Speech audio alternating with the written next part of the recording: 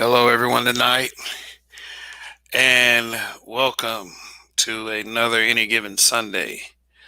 I am Kev, and this is Black Men Being Brutally Honest. And tonight's topic: accepting the absolute worst versions of ourselves. Read the message scrolling across the bottom of the screen. Also, as you come in, hit that like button, share, and if you have not by this time, please hit that subscribe button. Warning: harsh language is used throughout this program, so if you don't like that kind of thing, then this might not be the program for you. But this isn't the kind of content that is for everyone. It is for people who have at least somewhat of an open mind to want to listen to what a black man has to say objectively. You know, I would never tell my audience that they have to do something in order to stay in accordance with being black, because I think that time and time again that this whole pro-black thing is sort of a flawed concept. It needs a little bit of oil, a little bit of tweaking, or it might need to be discarded altogether, and we might need to just do something else, because I'm not feeling this whole thing with this whole disrespect. I've observed black men being disrespected even to a higher degree as of late, because of the emergence of the popularity of one particular content creator. And it's starting to get sickening. It's starting to get to the point where um, I'm starting to feel bad for black sons, black daughters also, because it's really grim for them. Because look at who they have to look up to. But anyway, here's the once again the topic is accepting the worst versions of ourselves. Now, this entire um, monologue won't be about, and let me throw this disclaimer in, it won't be about blaming the media holistically. It won't be just this whole blame the media spiel. Oh my God, well, Nicki Minaj, Cardi B, ain't gonna be all that. Even though Cardi B is on the thumbnail, but it will have something to do with it. I'll just say that. But we have to factor in something that's very important that we seem to forget in all of these discussions, debates, situations, uh, anything you want to call it. We forget about the factor of human choice, that somewhere along the way a choice was made. I mean, you could blame the circumstances all you want. I only really blame circumstances when it's a child, not so much when it's an adult. Because by that time, you should understand and recognize what your problems are. Sometimes people don't transition into adulthood, and that transitions into something that might be even worse than that. But just for the sake of discussion, the acceptance of such, these little cover up jobs we like to do in the name of pro blackness and not wanting to look bad for in front of other groups. That's something that we really need to discard at this point, because it's not working. It's not working. Just because you say something is perfect doesn't mean that it's going to be perfect. You know, you can't go around and say, "Oh, why are black people talking about black people?" Because here's the main reason why that is: because black people are giving black people stuff to talk about, and black people should be the one that have this conversation. But instead of having the conversation and coming to some kind of reasonable solution, instead we choose to accept the worst versions of ourselves. So at this point, we can blame the media all we want. There are some things to blame the media for, but now we got to talk about the other things. Village Arsonist TV. It's called the internet. LOL. Other groups can see our dysfunction clearly. Yeah, because we put it out there for everybody to see. And I really hate when, like, and I'll make this point real quick. I really hate when people say that it's just the internet, because the internet is a direct reflection of how people feel. Those are real people making those comments. And really, they're hiding behind screen names and avatars and such. So they get to express what they want to express. They get to hide behind that. These are real fucking people. You can't continue to dismiss this and say, oh, it's just the internet, or something like, oh, it's just Facebook, oh, it's just Twitter, whatever. This internet is a reflection of society.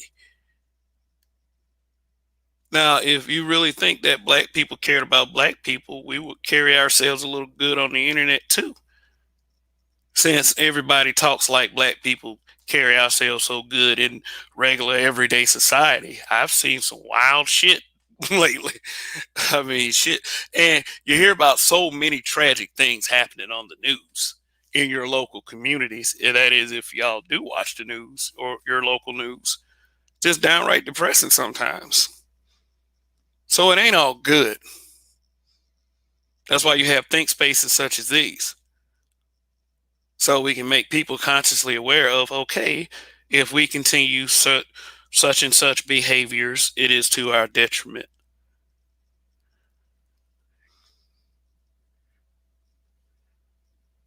Now, one thing I used to hear growing up, well into my adulthood, people never let this thing go. And I used to hate it every time I used to hear it. And it was, I used to hear it on occasion. Whenever two people will get into it, and sometimes it'll be a black person getting into it with a person of another race. They'll say some dumb shit like, don't make the black come out of me. Now, honestly, where the fuck does that even come from for someone to say something as ignorant as that? And let me explain. Um, you just associated black with the negative aspects of your behavior because you have melanated skin. When you say something like that, you, as in said people, I used to hear saying that kind of thing every time they used to get mad with a person of another race. That comes from a long winded indoctrination that took decades. You know, being told that you were less than, or being told that you were somehow a savage because of the color of your skin. And to me, people who say that kind of thing whenever they become enraged has accepted their indoctrination. Don't make the black come out of me, motherfucker.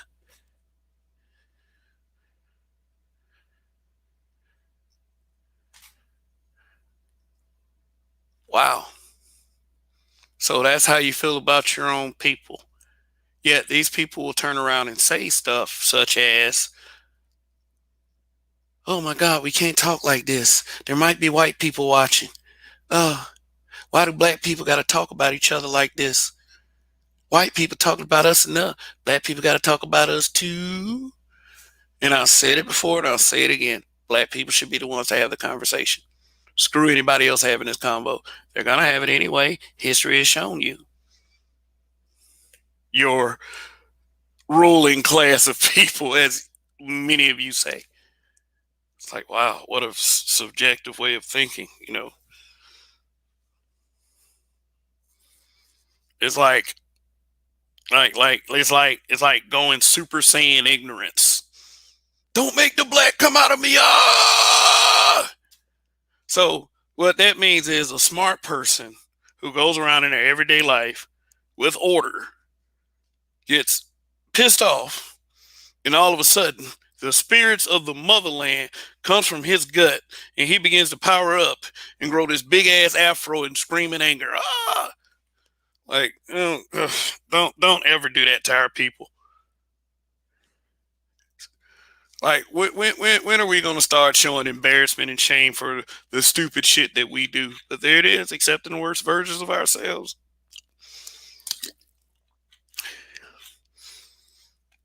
Yeah. Can you imagine? Can you imagine being called a potential serial killer just because you're a peaceful, calm guy that plays video games? Can you imagine that?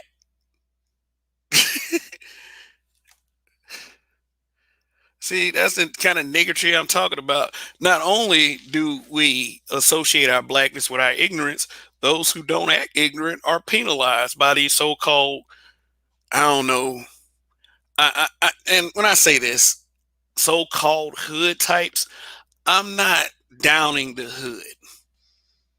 Okay, I'm not downing difficult situations that some black people had to grow up in, because there's a lot of success stories in the hood, not just athletes, but very intelligent people who were in a bad situation and grew up to say, hey, you know what? I don't want to be in a bad situation anymore. So let's put it like this. If you want to look at black people in a positive way, there you go. But so-called hood, that's what I'm talking about. The so-called people, who are so-called tough, that make fun of intelligence.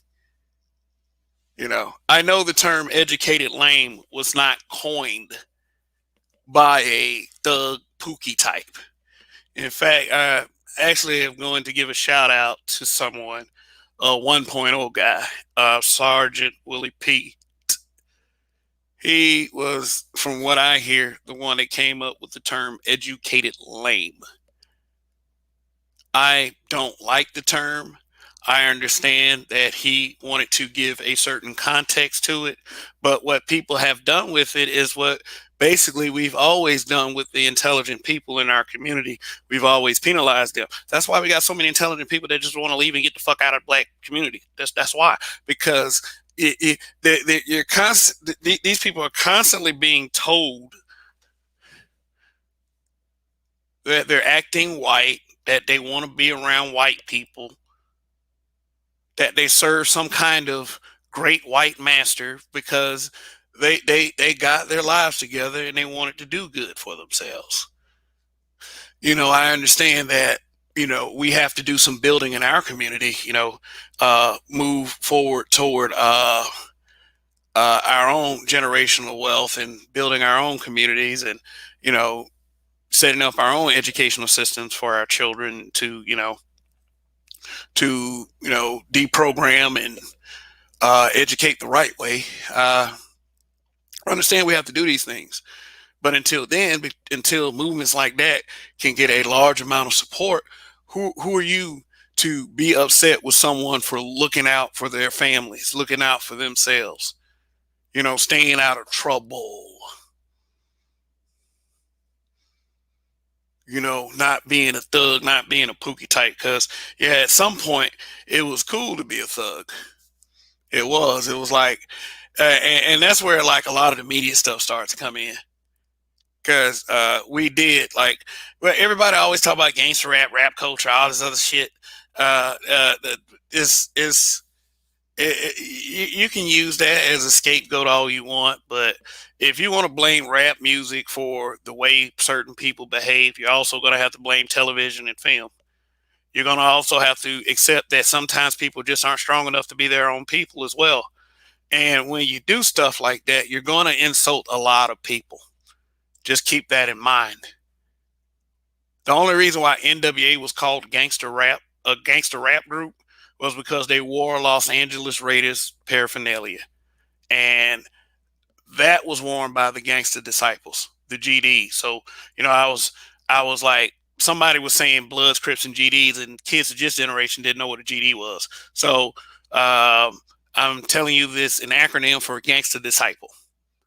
And that's the only reason why they thought NWA was a gangster rap group. I mean, besides, talking about their experiences on the street, like, having run-ins with police officers and dumb sack chasers. I mean, how gangster was that for real?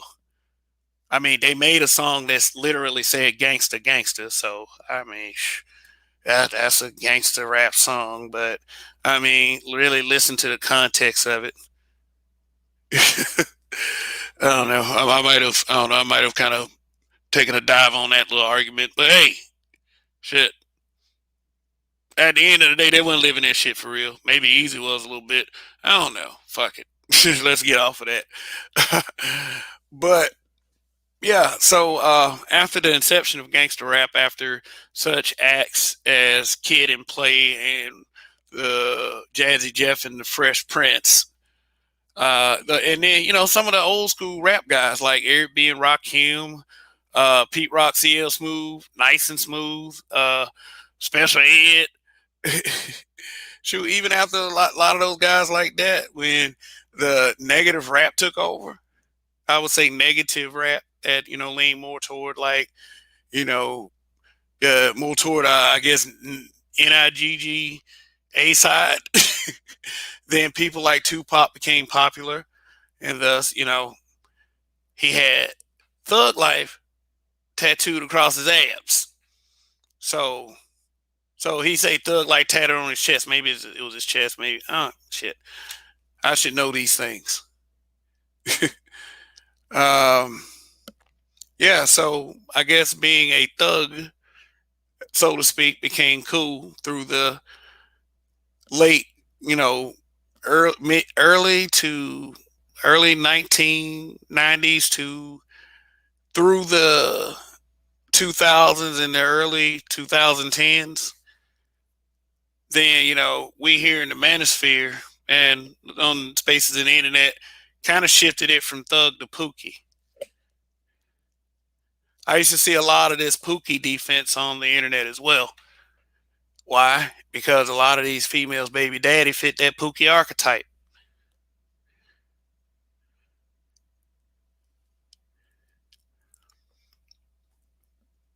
And, basically black people doing more of that cover up shit. You do Pookie defense. That's is and seriously, it's not the whole picture. But if you hear these conversations out here about black men and what a lot of these people really think, especially it's like a lot of the stuff that I heard yesterday, you would think every black man was a loser, dusty Pookie. The reason why we've accepted the worst version of the black man is because we don't want to uplift the black man. I mean, having to do that means that whoever does, like, you lift up the black man, guess what happens? The community lifts up. And black men, we're in a situation right now where we have to lift ourselves up. It's a tough thing to do for a lot of us, but, we have displayed the strength and intestinal fortitude to be able to do that. Many of us have. I mean, lots of us don't get the credit anyway. So this whole thing that black men are just failing, defeated losers, that's highly exaggerated. Like I said, most of that stuff comes from a failure in parenting and poor human decision making. Don't. I mean, people can play the blame game all they want. The women can disrespect the men all they want. The men can, I don't know, keep fucking these hoes all they want. But still, at the end of the day, you got to deal with the reality of it. The kids are the only one that's really suffering right now because of this ignorance. But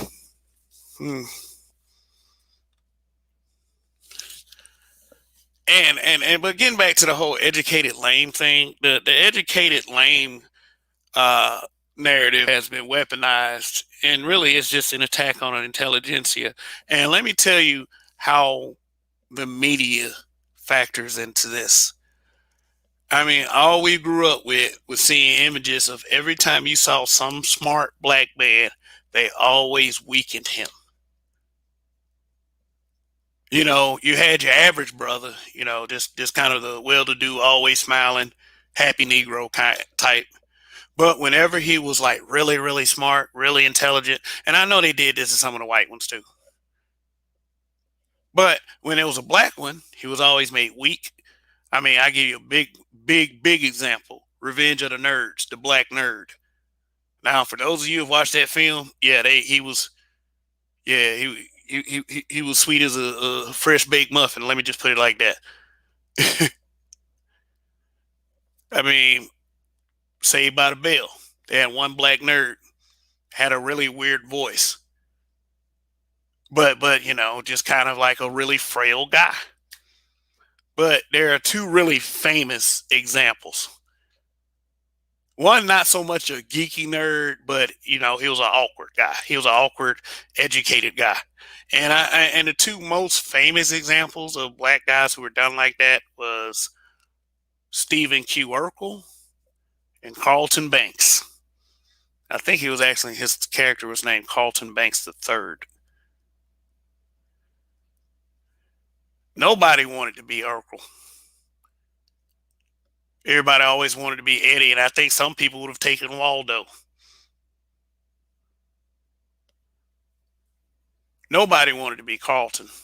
You'd have took taking being Will or Jazz before you were Carlton.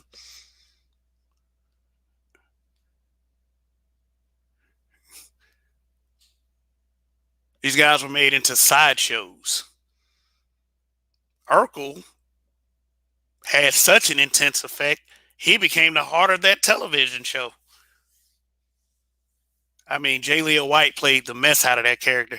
I actually thought about doing a review on that unsung on this channel and the Black Dimension because it's an aspect of entertainment.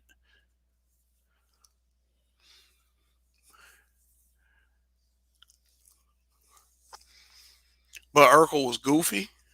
Urkel wore really tight pants with suspenders. His pants flooded. Now, if you are from the South, you know what flood and high water means when it comes to wearing pants. I mean, he was very, very awkward. He had a snort. He was very clumsy. Who wants to be that guy? And boy, was he a simp.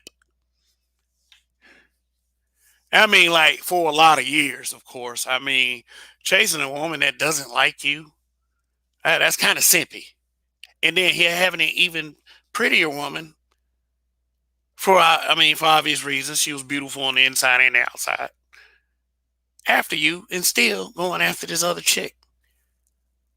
It was many things. I mean, you would have wanted Urkel's brains because you would have became one of the world's greatest minds. I mean, this dude built a teleporter, but they always added that awkwardness so people would think that being intelligent was somehow kind of nerdy and lame.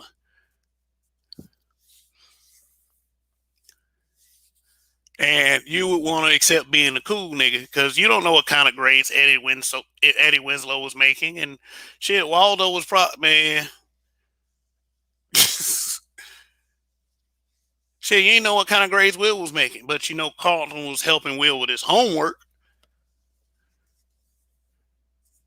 Carlton was kind of simpy too. This is the only guy that accepted a child being his, and he didn't even have sex with the girl.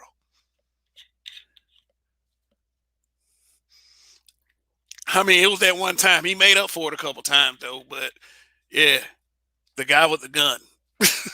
I mean, now see that. Look what I just did right there. I accepted the worst part of Carlton.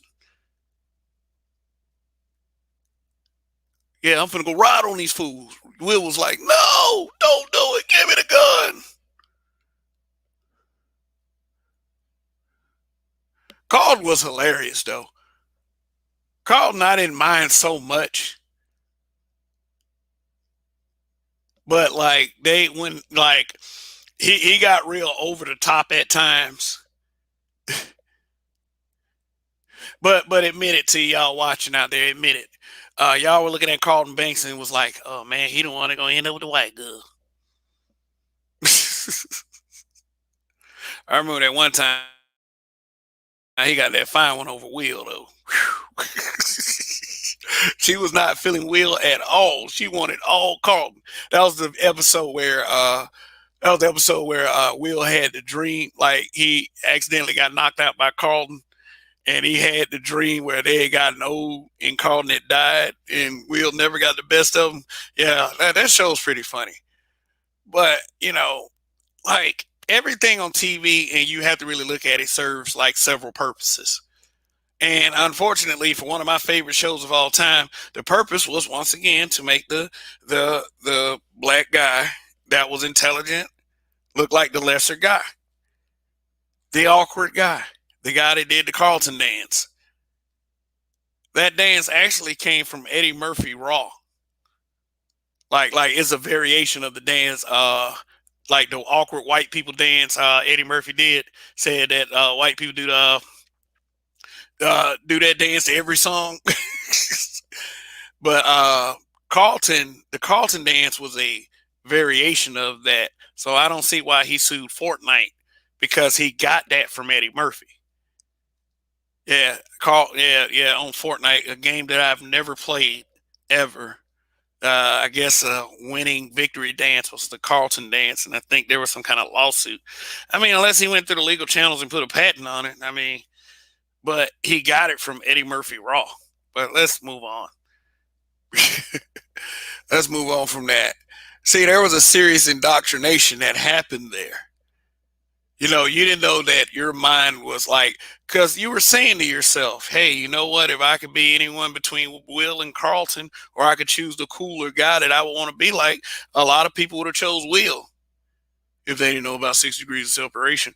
A lot of guys would have chose being like Will.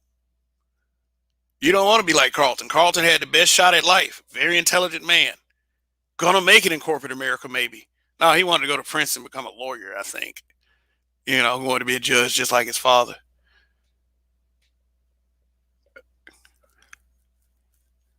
But still, whenever you think of a black guy that you would want to give that label to of wanting to be white, you would probably think about Carlton.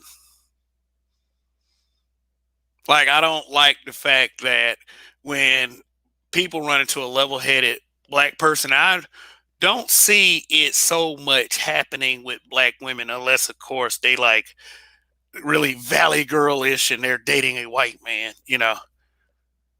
Uh, you know, but with black men, you often get this just because he acts level headed and know how to say complete sentences that he's trying to be white. He's trying to act right white.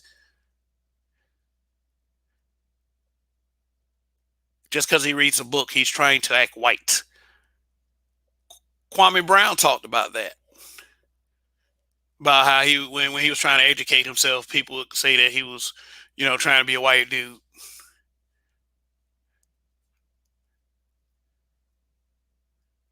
That's why we lose. That's why we lose. It was put in place for us, but we accepted it. We accepted the worst version of ourselves, even if it came from someone else. And yeah, that's sort of a weak look. I mean, I'm really sorry to say that, but yeah, it is. We've accepted the worst versions of ourselves, and we might be so far behind to the point of despair.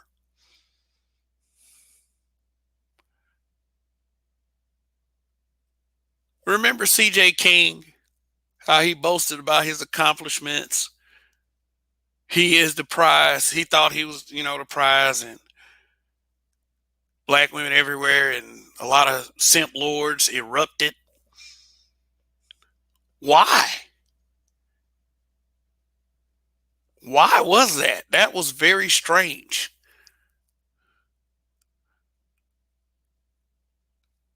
But then again, we are in bizarro land at this point, because some of the shit that I've seen that that we deal with and put up with, we deal with actual treasonous behaviors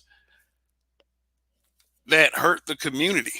We we accept that shit. And we try to pass it off as like, oh man, every race has problems.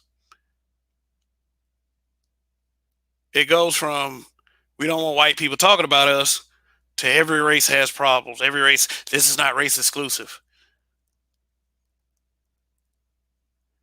You ever had a discussion and somebody just jumps up and says, this is not race exclusive? This is not a behavior that is associated with just black people. When we're having a conversation on how we can better ourselves as black people, or whatever label you want to go with. I ain't gonna tolerate people of color.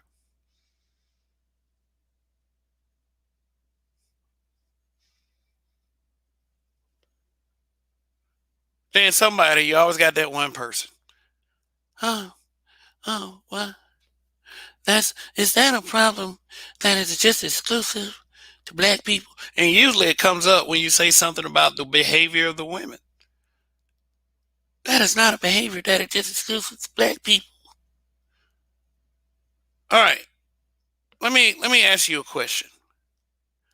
Say like there was a group of Nazis.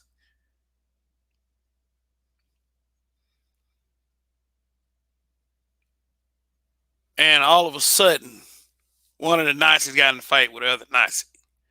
And all of a sudden they just start fighting and just killing each other. And they all end up dead. All right. Take a group of black men. Just average fucking black men. And they all fight and kill each other. Which, is gonna be used against us. Because that's all they always say that about us. Oh, black men always killing each other. You're raising these motherfuckers.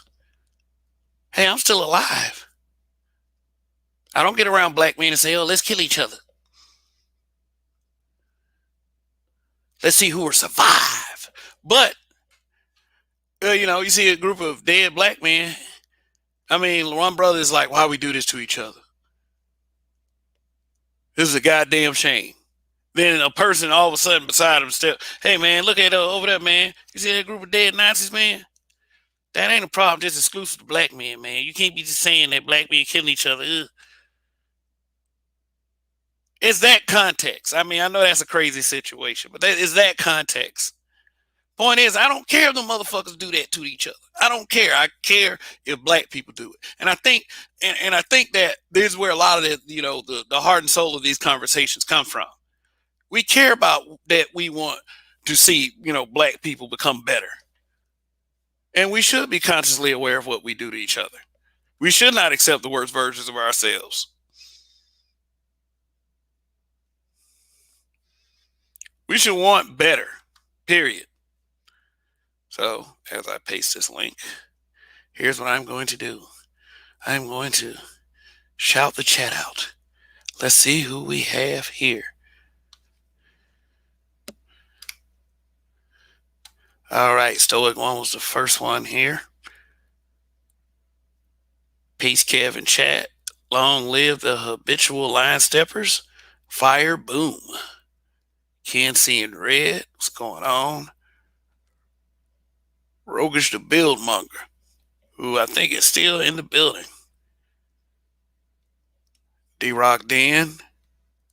The Village Arsonist TV. I watched that video this morning, man. It was enraging to say the least. But let me tell you something, man. It doesn't shock me that a whale of a female would say something like that, because that's a whale. Something is severely wrong with her, because it's like a lot of that frustration is from the fact that they're not getting like convenient dick. I mean, any female can, but if nothing is like wrong with her fucking attitude and just the R she gives off, but there is no excuse for saying such incompetent bullshit. Such coonish bullshit. I mean, we shouldn't accept that kind of behavior from anybody. I don't care if they're female or not. NC worker, what's going on? All right, Perfect Timing Podcast, hosted by Big D Rants. Blacklight Revelations 2. All right. Hybrid Impact 83. What's going on? We here. All right, all of you. Well, I think that's all the different names I've seen in the chat. Thanks for joining me for this uh, another Any Given Sunday. And name change soon. Name change soon. Yeah, I've come up with a better name for the Sunday program. Any Given Sunday really isn't that all that original. And I do sometimes preach originality because I have one of the most stolen names for a Facebook group in Facebook history. Uh, Okay.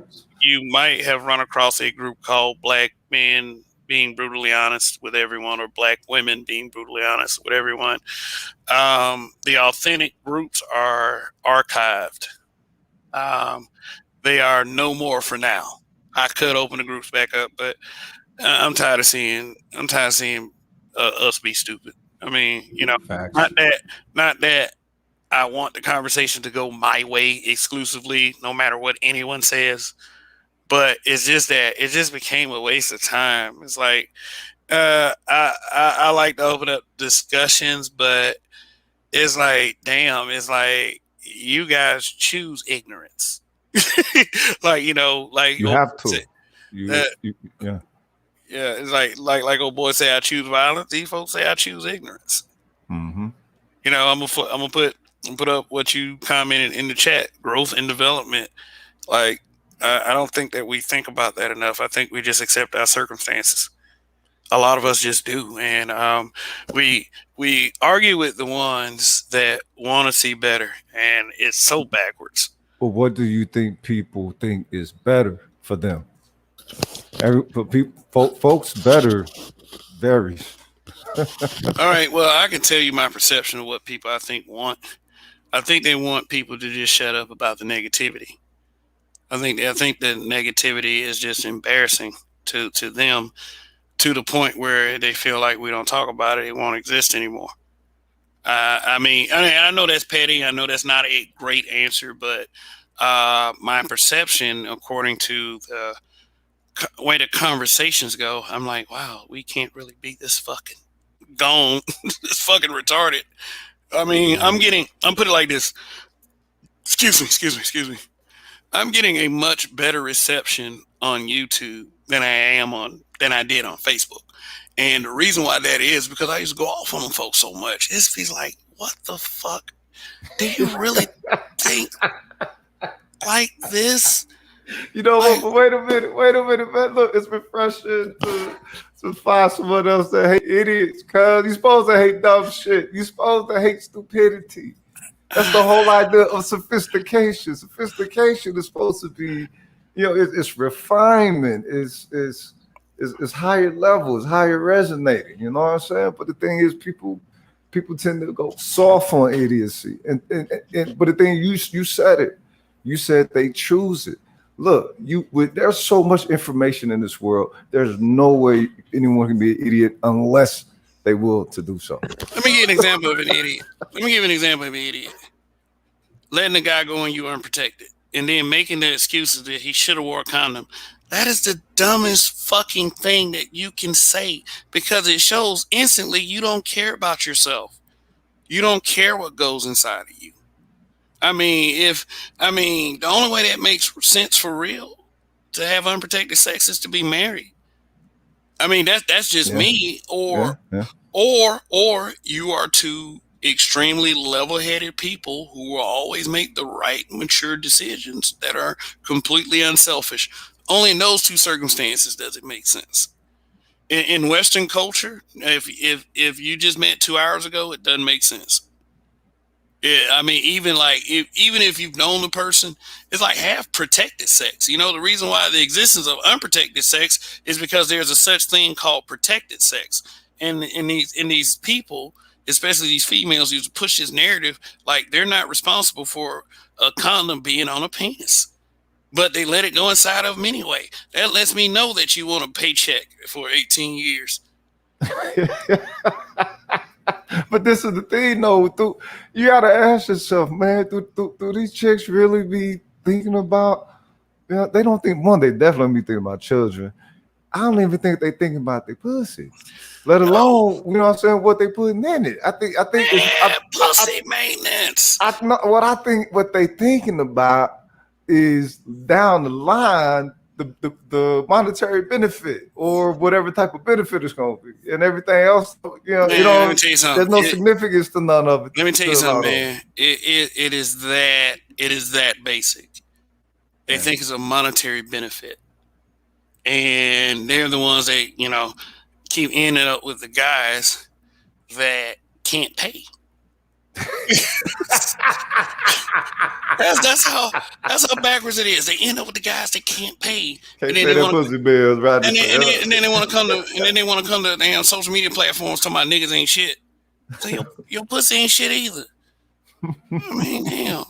Imagine like the penis that goes inside of you are the levels of the kind of person you are. So if a dusty dick go inside of you, you must be a dusty as well. Like, I mean, but I'm just referencing the insult palette that these people use against sensible motherfuckers. Yeah, I mean, I know, like, go to my community tab. I don't just post, like, for people who are watching and people who are subscribed, I don't just post memes. I post videos, too.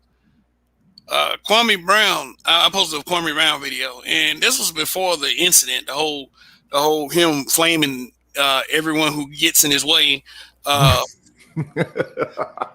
Yeah, he was saying some real shit. Mama's cooking on that, boy. Mama's cooking. Mama's cooking.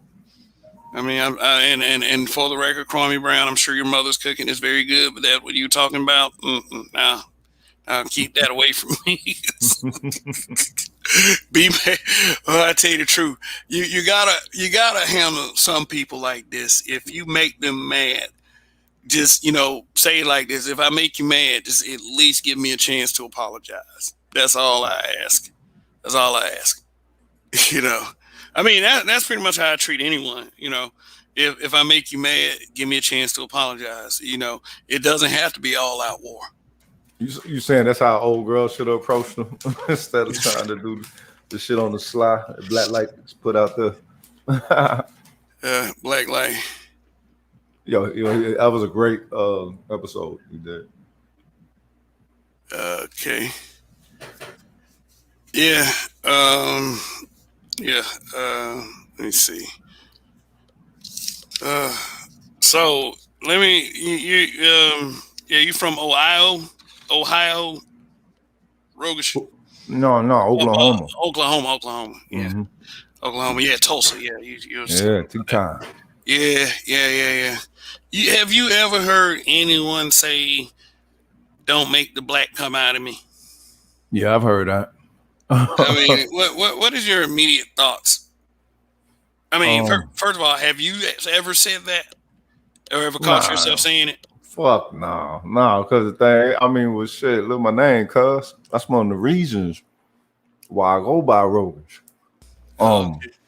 You know what I'm saying? It's not just a name. That's what some grown motherfuckers called me when I was younger. I didn't know what it meant, whatever thing. But you look it up, it's more than an aspect to where you're delivering the harshness from the jump, but it's not intent to be harsh. It's just that it ain't too much bullshit in it. That's what my dad used to say all the time. Fuck the dumb shit, son. Fuck the dumb shit, son. Fuck the dumb shit, son.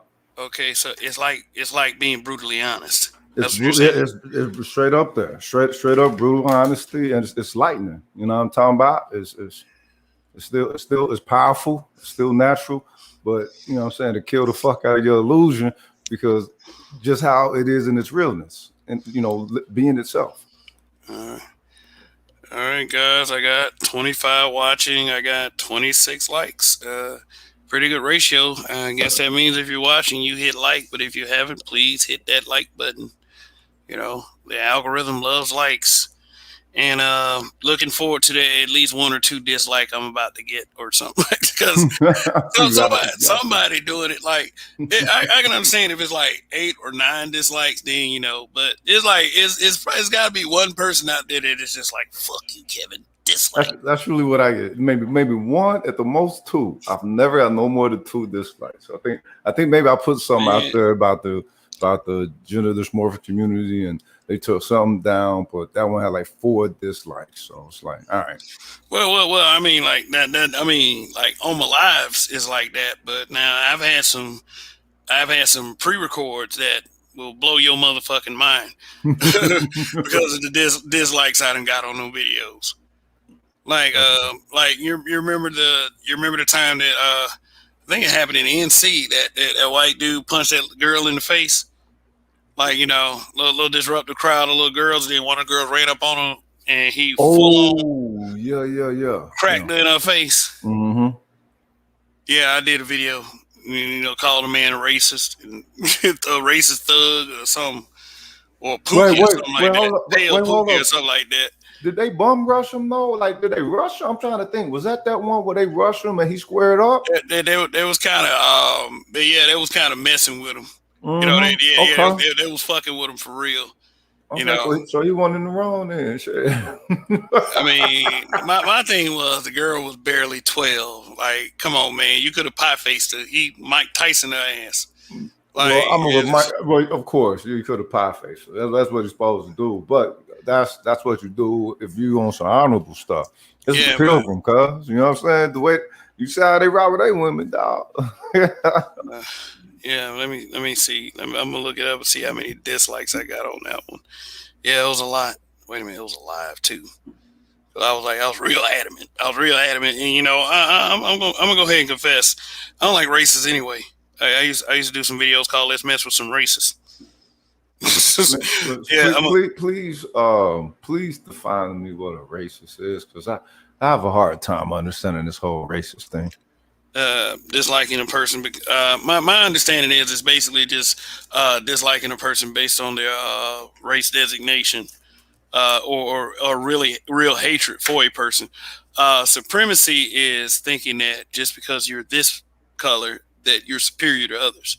So I think there's a supremacy is the self negative and racism is the projection negative. I don't know. I mean, I just came up with that. That may be off, but it makes sense to me. Wait a minute, yo, it kind of fit. It kind of fit because yeah. My whole thing, okay, so we're getting on the Steve Urkel side of the game, right? But not necessarily with biochemistry, more along the line with grammar or whatever. So you got racist, right? You got scientist. You know what I'm saying? And so I always assume an aspect that it is, that's the suffix. You know what I'm saying? Telling what the context is going into. Science, tis. Okay, so tis, the is aspect of that must be, I don't know, the methodology or the lifestyle of science or whatever. Same thing with race is. I always just thought that's what it was. You got race, and you have those who operate, you know what I'm saying, off of it. The entirety of the world tends to operate off of race, though, right? Yeah. They look out for their groups, and I'm gonna go ahead and say it. I don't blame them. I think that we should take a page out of that book. I mean, seriously, if we looked out more for ourselves like that, I think we'll be in a better position. I mean, doesn't mean that we have to go out attacking everyone, but still, I mean, what we've been through compared to the average person. I mean, well, that's the thing. Black people have actually been engineered out of that, though, because you need a certain level of tribalism present within your genes to be able to do some shit like that. Yeah. Everybody else in the world, they got some tribalism shit going on where they can actually be unto their own and have that prestige about their own Jamaican style. You know what I'm saying? Yeah. They're the most proudest motherfuckers you ever meet about their people. Shout out to Indigenous TV. They say you're talking about the 8-ball jacket guy. I'm like, no, I wasn't. But 8-ball jacket guy, I felt like that situation was justified. Because here we go, 3 little girls accepting the worst version of themselves, going around being violent with men bigger than them. And it wasn't just him. They would mess with everybody like that. You know why? Because they felt entitled to. They felt like just because they were girls, they could do that. and no one was going to check them. And that is a reflect. Okay, so you got to ask yourself, how many people did he see them fuck with before they got to him, or if he saw them fuck with somebody? No, no, you can tell by the way that they were going about that in the video itself. On that they were just looking for fucking trouble. They were just looking for trouble. Mm-hmm. I mean, even the guy recording, she went over there and knocked his cell phone out of his hand. It's like this girl really felt like she could do that.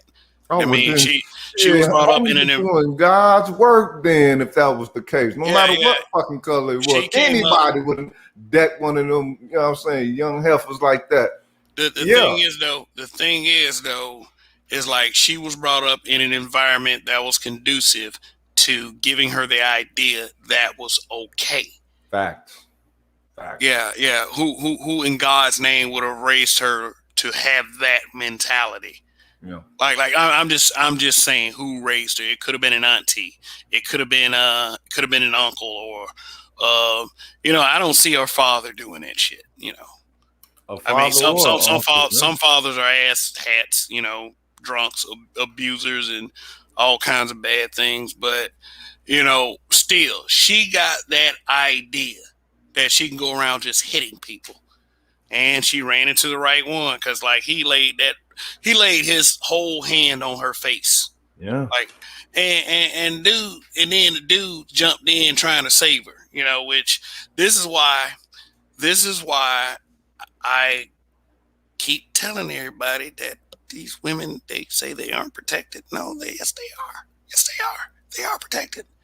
Like some dudes can't wait for a woman to come up to them saying that some shit didn't happen to her. And unfortunately, for that guy that jumped in on behalf of these stupid bitches, shit, he got his ass handed to him by the same guy. Shoot. Dude was like da da da da, and then got his ass whooped. Like, okay, but D-Rock Dan, thanks for the super sticker. Really appreciate it. Thanks for supporting the channel. And yes, if you're watching and you feel like, hey, you know what? Kevin's saying some good stuff. I got 8 extra quarters. Shit, I put it in the super chat. Go ahead and do it. Or, the Cash App is also scrolling across the bottom of that screen. So you can go ahead as well. I don't really promote money, cash stuff like that, but anything would be nice. I mean, seriously. But like what you're doing right now is invaluable. You're watching. So thank you once again, Petway Boy. I'm sorry, D-Rock Den. I was going to say shout out to Petway Boy who just, CO dude. Yeah. He just got in here. Hybrid Impact 83. Dude was like, here I come to save the day. Hey man, look, don't, like, I recommend to any black man, and this is for your life. Don't rush into situations like that thinking that you're saving the day, because you never know what can happen. People are crazy. Remember that girl that like this story? That's how my cousin lost his life. Cousin Butter taking some chick out there in Las Vegas and shit, and a boyfriend came through, or ex-boyfriend came through and blasting at her, and he, shut her into the what's the one of them doors that spin around, whatever it is, but I'm in the bin, one of those, but and took the bullets and shit.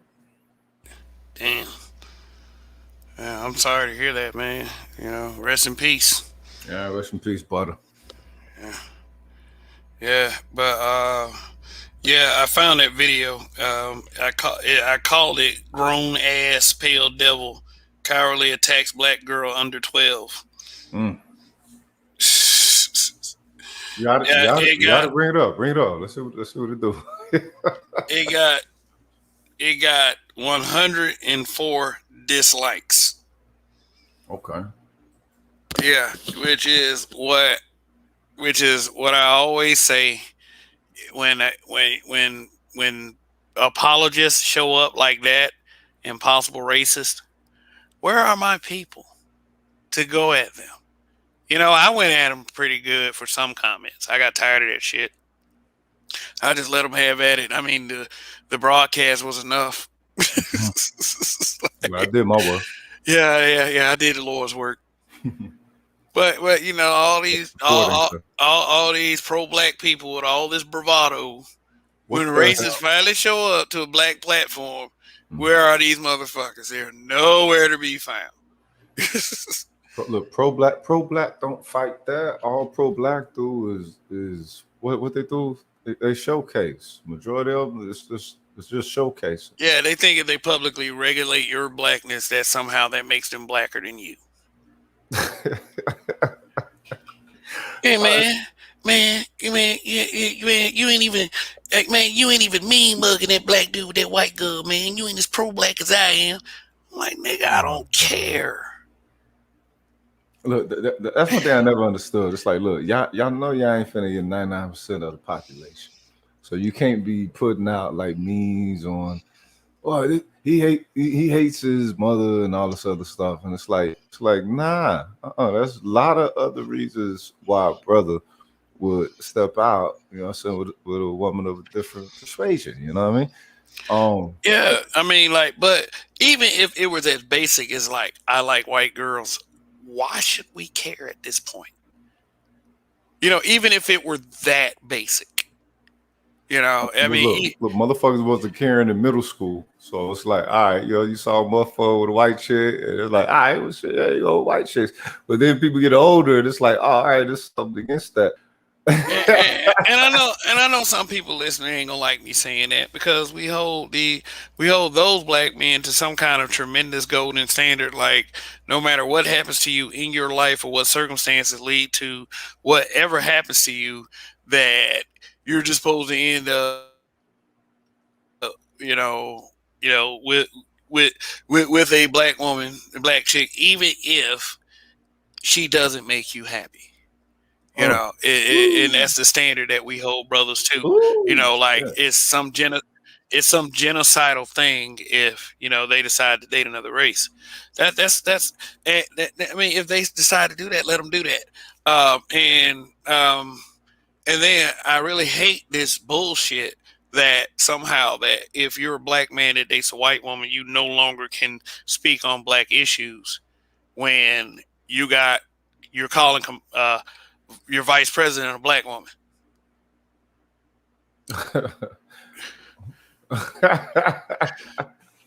Like, Okay, get the wait, fuck, wait. get all the way the fuck out of here. Yeah, there was no logic whatsoever in it. All right, that just broke all As the way a broke up. shout out to Why Skinner Man Cave. What's going on? Absalom Pianki TV. Go ahead and subscribe to his channel. His first channel got knocked. Oh, word. Um, yeah, it got knocked, and that sucks. I mean, cause like, here's the thing about building YouTube channels. Your first 100 subscribers, you gotta scrape and grind to get those. Like, damn, like, like you really gotta work. You Right. really gotta work. My backup channel ain't got 100 subs yet, and it's been around for like almost 2 years. I mean, I really don't. I really haven't put the focus on my backup channel. The focus has been over here, obviously, because I mean, I got way more than 60 subs over here.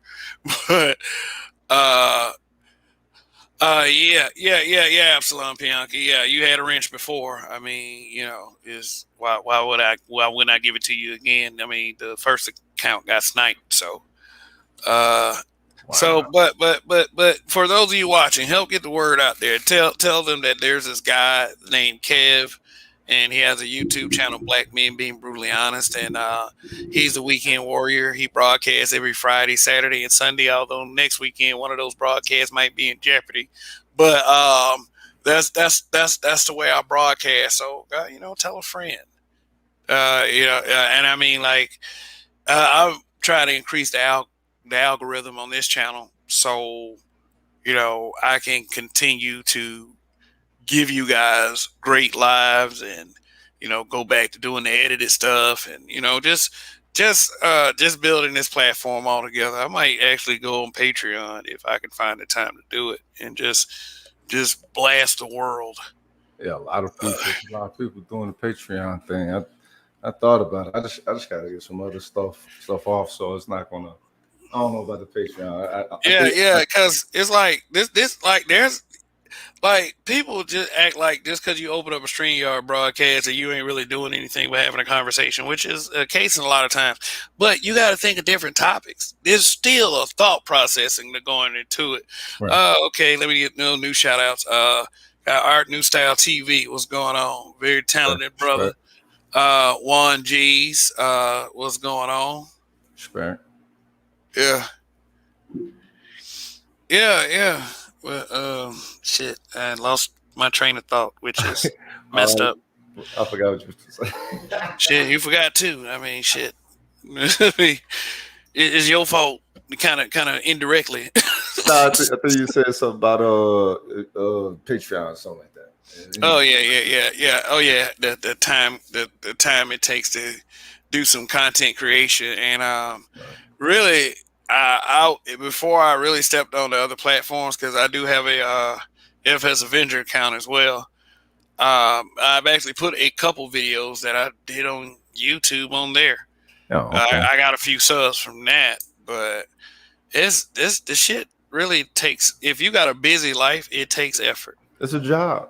Yeah, it's a job. It's a job. You have It's a to. straight up job, dog. Especially with how social media grows. It gets to be even more. You know what I'm saying?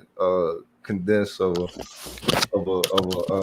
task. You know what I'm saying? Yeah, 'Cause now you got to hit more and more platforms.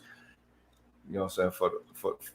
Because everybody's establishing new algorithms, but each algorithm eventually finds its, you know what I'm saying, happy medium, and then there's no more really, you know what I'm saying, sharp increases or really decreases with it. yeah, yeah. So I mean, YouTube right now is enough.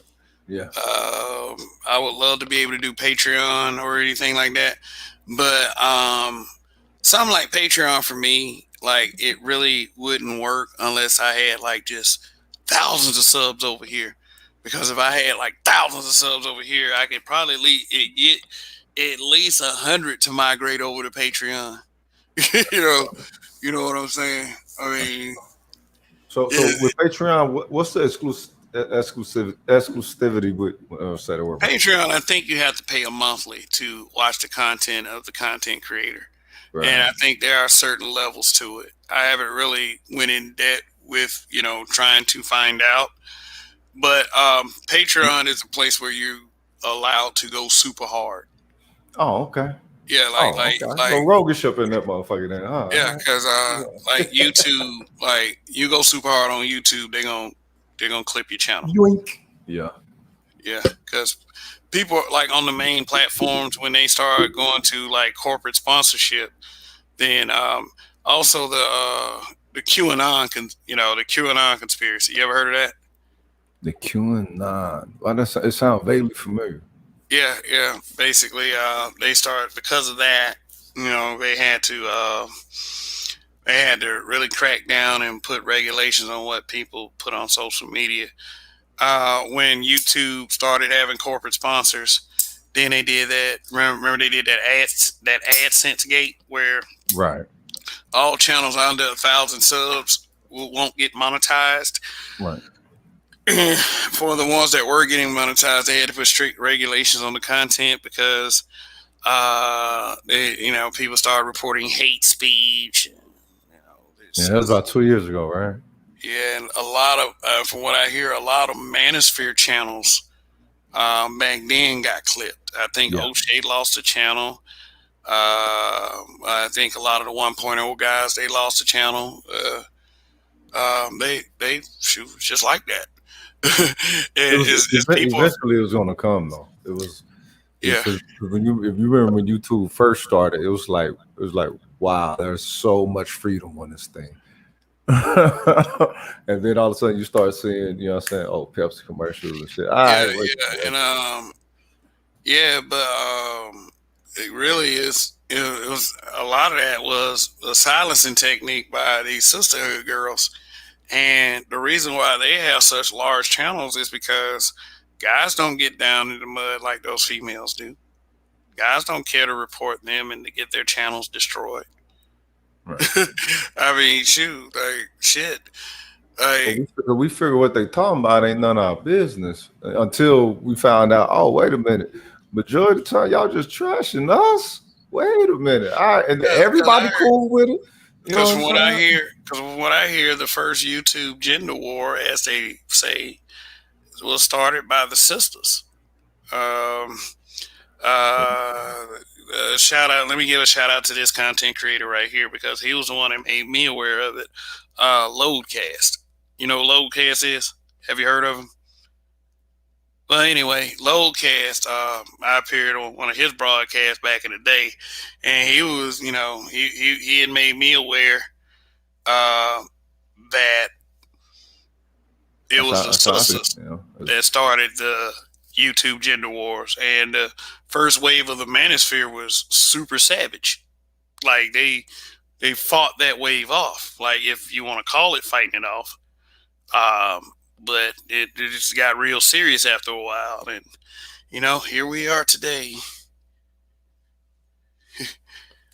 Uh, Shout out to Bargov Conditi. Um, Thank you for showing up. I'm trying to shout out everybody as they come in. And for those of you coming in, I got let's see how many watching. Yes, I have 48 watching. Let me see the likes. How these likes looking?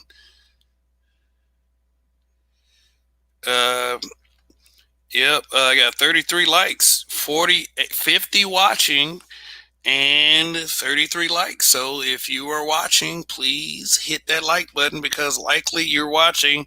One of those likes isn't yours. So this is my Any Given Sunday program. But there will be a name change real soon. I mean, and the reason why I explained that to Mr. Rogish Son here is because Any Given Sunday is not original. It's one of my favorite films. But I think I came up with a better name for it. So y'all just gotta wait and see. But the show tonight is called "Accepting the Worst Versions of Ourselves." Okay, Rogish, do the majority of African American culture, I would say the people, us melanated, um, do we accept the worst versions of ourselves? And how, if your answer is yes? We absolutely do accept the worst versions of ourselves. And the chief way that we do that is that we don't to become better is not a principle, you know what I'm saying, of culture for us. It's just that we're always trying to find some advantage as opposed to you know what I'm saying, as opposed to just, saying raining on Mount Olympus or whatever, you know what I'm saying? Cats to have that type of strive to become one's best self. Um, I don't know. It's just not too much of a principle. Well, I mean, you think it's supposed to be though, so the way folks do the church thing. But that ain't the way that they operate with it. Most of the stuff that black folks operate with that could become disciplines like that, they don't operate with it in that perspective. You know what I'm saying? It's either a task or something, or something that they feel that they got to do and still can't pour within to it, or in order to develop some discipline. Like discipline is what gives you your better self. You know what I'm saying? And but it has, but the betterment comes from having an earnest, I guess you could say, consistency. You know what I'm saying, with discipline. Or do folks like to be disciplined on? Yeah, yeah, yeah. I mean, you experience this in various forms since actually since childhood.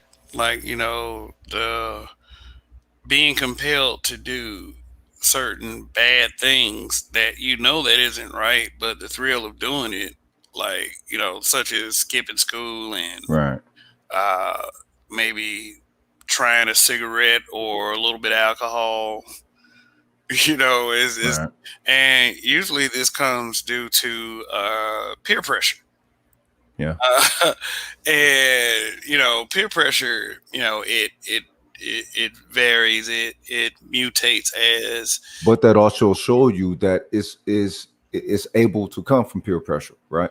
So that means that your actual environment, your village, your community is actually supposed to play an instrumental part in said development as well. It shouldn't just be a person really choosing it unto themselves. You know what I'm saying? It should be something that's discipline is introduced, you know what I'm saying, on the Konoha side of the game. You know what I'm talking about? That's what it's supposed to be. yeah, but usually the people who come out the better are the ones that decide not to so much cave into peer pressure and decide to Facts. be their own person. Facts. And like a lot of times you get castigated for wanting to be your own person, and that's stupid shit.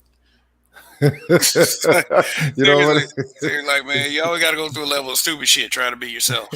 Yeah, Like, but the thing is, when you can easily see the pattern, it's like you know what I'm saying. It's blasphemous to try to, you know what I'm saying, you go to pattern when you can see it and you can see that the pattern, you know what I'm saying, the pattern ain't righteous. It's kind of jacked up. It's kind of drony.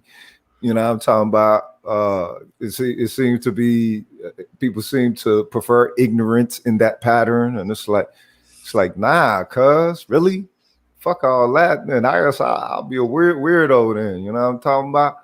yeah, Shit. yeah, Just give me more of I'll be that. a Give me more of lame that cosmos and science and reality. Let me see shit. what I can make of this shit. Shit, I'll be a lame. Yeah, I ain't gotta think I cool. That's more video game rounds for me, You know motherfucker. what I'm talking about? I Shit. get all the snacks and shit. Go out there and get in trouble and having to explain that to your mother. Shit. Just People ain't understanding them video games is like puzzles. You know what I'm saying? People just, oh, they video games. No, motherfucker, they was puzzles. it was It just puzzle. wasn't. It just It wasn't also Milton Bradley. Get the it fuck out also of here. teaches hand-eye coordination. You know what I mean? Yeah, Shit. yeah. People got to look at things as a glass half full. Stop trying to shun everything that is an innovative idea. You know what I'm saying? Yeah. It's been it had a devastating effect that mentality has on children. And a mentality like that can actually break and ruin a child. Letting a child know that they're not good enough or somehow not cool because they haven't chose a lesser side or anything. Like they're the ones that like I said, they're like a lot of the kids like who get pinched on constantly end up with having a much stronger mind than kids who were cool that chose their lesser worse selves. Right. Like, cause I'll tell you one thing though, it's like I really, yeah, I used to get picked on a lot. Mhm. But see, what happened, the difference between me and other people is that my arms got a lot bigger as I grew up. And you were smart enough to capitalize on that, you know what I'm Yeah, saying, those I development, you know. capitalize on that instead of, trying to be a bitter, vengeful person, Yes, I'm saying, sir. but I can still acknowledge that there is a level of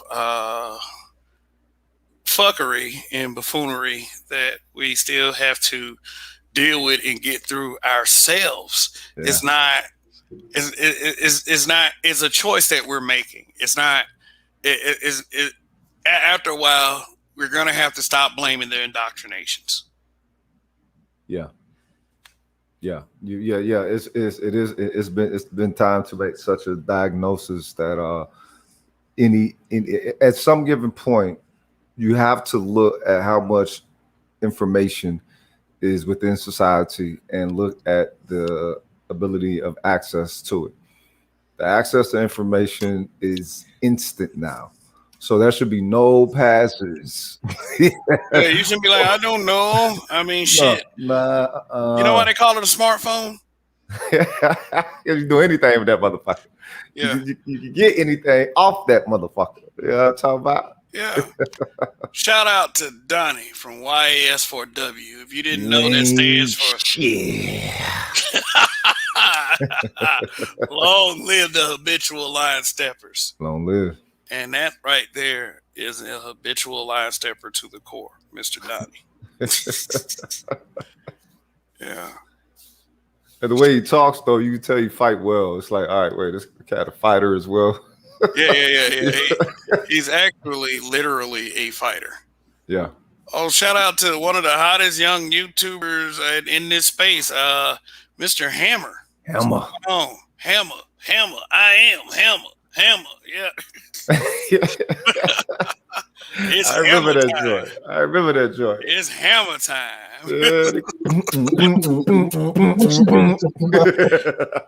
Niggas is hell. Yeah. Shit, Yeah, I what's going on? had some hammer pants and no motherfucking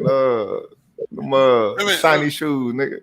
Man, Hammer, turn on that super chat, man. I know you at monetized levels, man. You do. You don't know. That's an opportunity. The way you been going, bro.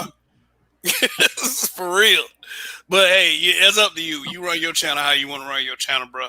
And what you're doing over there seems to be working a little bit. So hey, what can I say? Hey, what's going on, Donnie? Long live the habitual line steppers. Living my best life. Trying to see what the right at. What's going on? I heard y'all got them in spades over there. Yeah. Well, let me make you privy to tonight's topic. Tonight's topic is accepting the worst version of ourselves. Now, you ever heard people talk about making a better or best version of themselves, or this is the best version of myself? I think that for a majority of the time that our people have a tendency to accept the worst of ourselves, and it can go to the point of being extremely unnecessary and out of character. And I think it's something that we need to improve on. Shout out to Boscow Huts. First time seeing you here. So thanks for stopping by. I'm getting a lot of first timers in the chat tonight. So, guess as we doing some good stuff over here. The word's getting out. Hey, yo. Yeah. So go ahead, Donnie. You got the floor. Oh no, accepting the worst of myself. I do that every day. I ain't shit. That's what I do. I'm I'm just an ain't shit nigga on an ain't shit day. Just living my best life. But yeah, nigga, I'm curious where you going with this one. I heard bits and pieces, but I'm running over here, the dog whimpering, so I'm doing a little extra shit. But so what were you saying? You were saying that we unfortunately accept this too often, to where it's just becoming an issue probably to our detriment. Yeah, I mean that's what it sounds like. Yeah. It's all too often where we accept being majorly obese, where we accept being just broke and not having it, where we're comfortable living on Section 8 food stamps. We're comfortable not succeeding academically, business-wise. Nobody wants to take the initiative. Everybody just wants to do the bare minimum because, I'm comfortable living in squalor, living my best worst life. Yeah, and what? Damn, the best worst life. Damn. Oh man, I must be getting the algorithm. I'm getting some subs. All right. Okay. All right. Yeah, help me get to 2,400 before this broadcast is up. Shit. In fact, the goal for this year is 3,000. I think I can do it. Like after I got my first 1,000, it took me 6 months to get my second 1,000. So hey. That's what's up. I'll be working on my first G coming up once I launch this channel. I got to at least hit a G, and then what I'm saying, see what it does. So I'm gonna be putting out some reaction. I'm gonna use this laugh, so I'm gonna put out some reaction laugh videos to some Ace Vane shit. Just laugh my ass off and watch the subscriber count go up, and switch the shit over and see what I can do for these young brothers. You know what I mean? Oh yeah, absolutely. We got you back over here, man. Especially if we're going to put things in some positive forward motion, then we got brothers out here trying to make a difference. We need to support these brothers. And I know sisters gonna be like, oh, what about the sisters? Sisters as well. If you're doing something positive, of course we support you. We love you for that. I'm not supporting shit. Y'all motherfuckers made it clear. Y'all really don't give a fuck to see something from you in order to support you at this point. I'm gonna need some pick meism, some pandering from y'all on this point, sisters, because it's too often where you can be like, yeah, I'm gonna support you, and then you drop the sister a $20 in a tip. She go back, niggas ain't shit. Oh, bitch. All right, cool. Okay, say no more. I mean, damn, $20 tip ain't bad. How long she dance? One song? Is that one song? Song and a just half? yeah, just one song. One song? Ain't Bands that bad. make her dance. Oh yeah, but the song be quick though nowadays. Like y'all don't the songs don't be no longer than what 2.5 minutes. I'm gonna be honest with you. I ain't been to the strip club in a minute. I used to go for the wing specials and the $2 you call it. And the bitches would just be mad at me because they'd be like, "Can we get a dance?" Nah, I'm cool, baby. Yardbird I'm and cool. titty bar. I'm cool, nigga. Listen here, they got chicken wings in this motherfucker for $3, and I can get a Hennessy for two. I really Oh, didn't that come to sound see your alright. titties. Yeah. That sound alright. All right, all right. We talking quality A night, B night, C night. What it is? Shit, nigga, I'll be there at 7:30.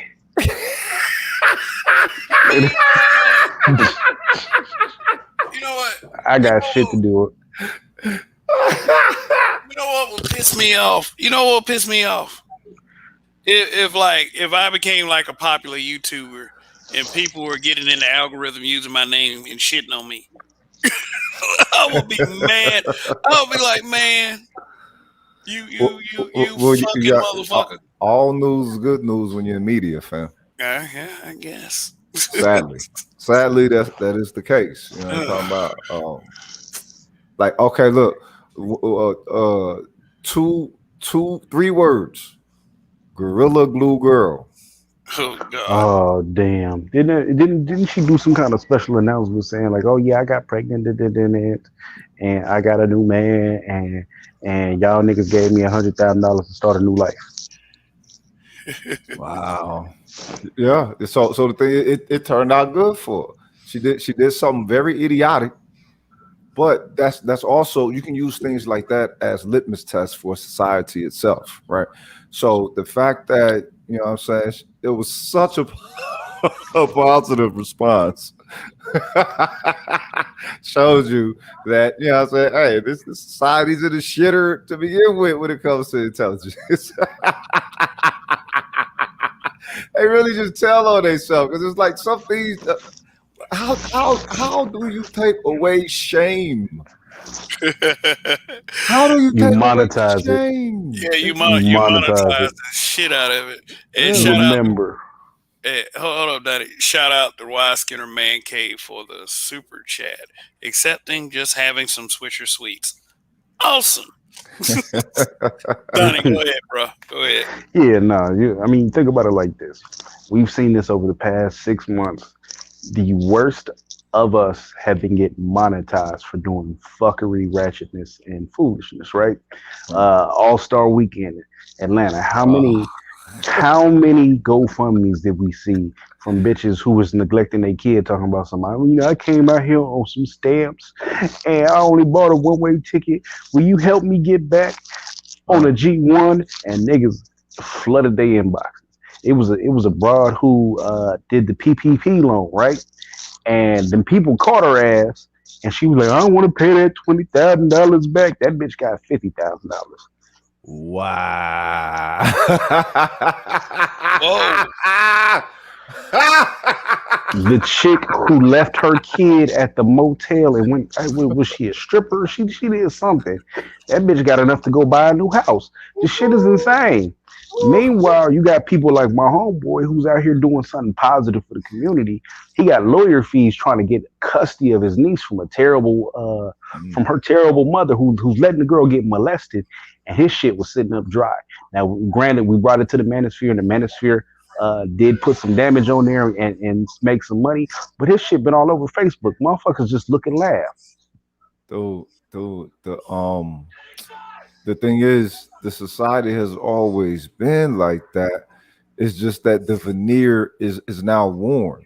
The veneer of the sanity was a veneer. We just thought that, say a majority of the population was thinking motherfuckers. Mm-hmm. or high level thinking motherfuckers. Because for some of us, high level is a principle. It becomes a norm. It's not. You know what I'm saying? You when you wow. Have you ever wowed someone speaking something just a well thought out perspective, and you're not using big words. You're not. You know what I'm saying? It's just a well thought out perspective, and you wow. And the thing is, well, it's basic. You know what I'm saying? Is to think something out well is basic, isn't it? Mm-hmm. That's the But thing. you, It's not everybody's basic though. but so I got this from Charlie Murphy, and I used to go to the comedy club often, right? Charlie. Yeah. Charlie Murphy had a bit, and he was talking about it. People are high functioning, high level, right? His thing is he called them high functioning retards. Damn. Damn. Because Yeah, respect Charlie. and he laid it out there. But the thing is, they high Wow. functioning retards. These motherfuckers can get up, they can pay their bills, sorta. They can go out in public and do regular shit. But when Yeah. it comes to common sense, it just fucking ain't there. Yeah. I've A seen lot of that. them out there like that. Unfortunately, Yeah. That's wow. And that's where we are as a society. Motherfuckers just the failures accept on every single fucking level. Think about it like this: the worst of us, right? When I was a kid, I remember my mother saying, "That girl is fast. You better stay your ass away from her." Mm-hmm. I remember about 5, 6 years ago. This is the litmus test. I seen a 15-year-old girl getting a baby shower, and it was posted all over Facebook. God And the little damn. girl had little, pigtails and braces and a baby bump. And motherfuckers was blasting this shit out there. This wasn't some acceptable shit when I was growing up as a kid. I'm 34. This wasn't acceptable when I was 14, 12. Right now, this shit is prime A-OK. Hey, yeah, Tanisha got pregnant. Well, who the fuck she get pregnant by? We pressing charges on this nigga? Who is it? A grown man? Is it another kid? What the fuck is the deal here? We don't even Mm. speak about that.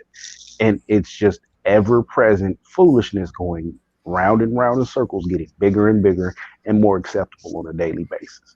There's no reason a Well, 15-year-old should get pregnant, and we haven't investigated and had the police come out.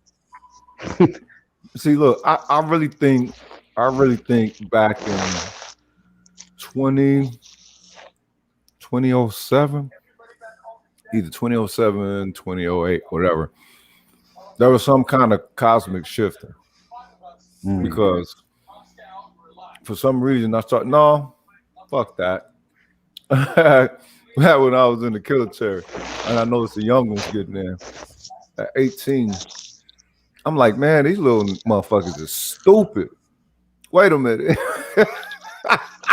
Because I was noticing it across the board. You know what I'm saying? It wasn't no color thing. It was like, hold up, man. Y'all all y'all graduate high school? Yeah, we graduate high school. But this simple shit, you know what I'm saying, motherfucker can't get.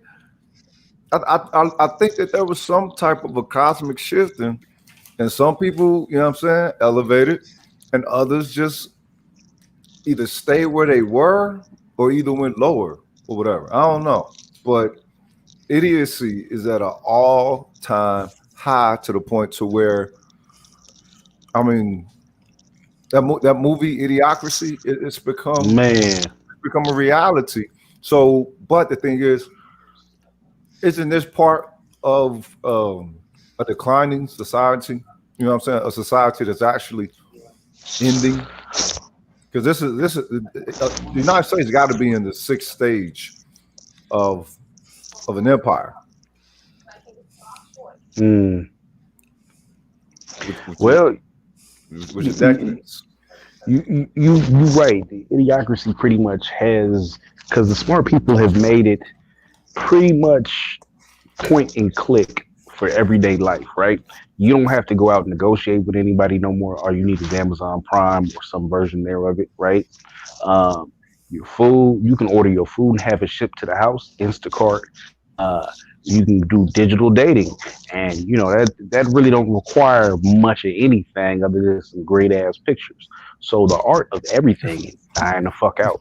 How when the You in motherfucking Wally world. Eva. motherfuckers do not have to go out.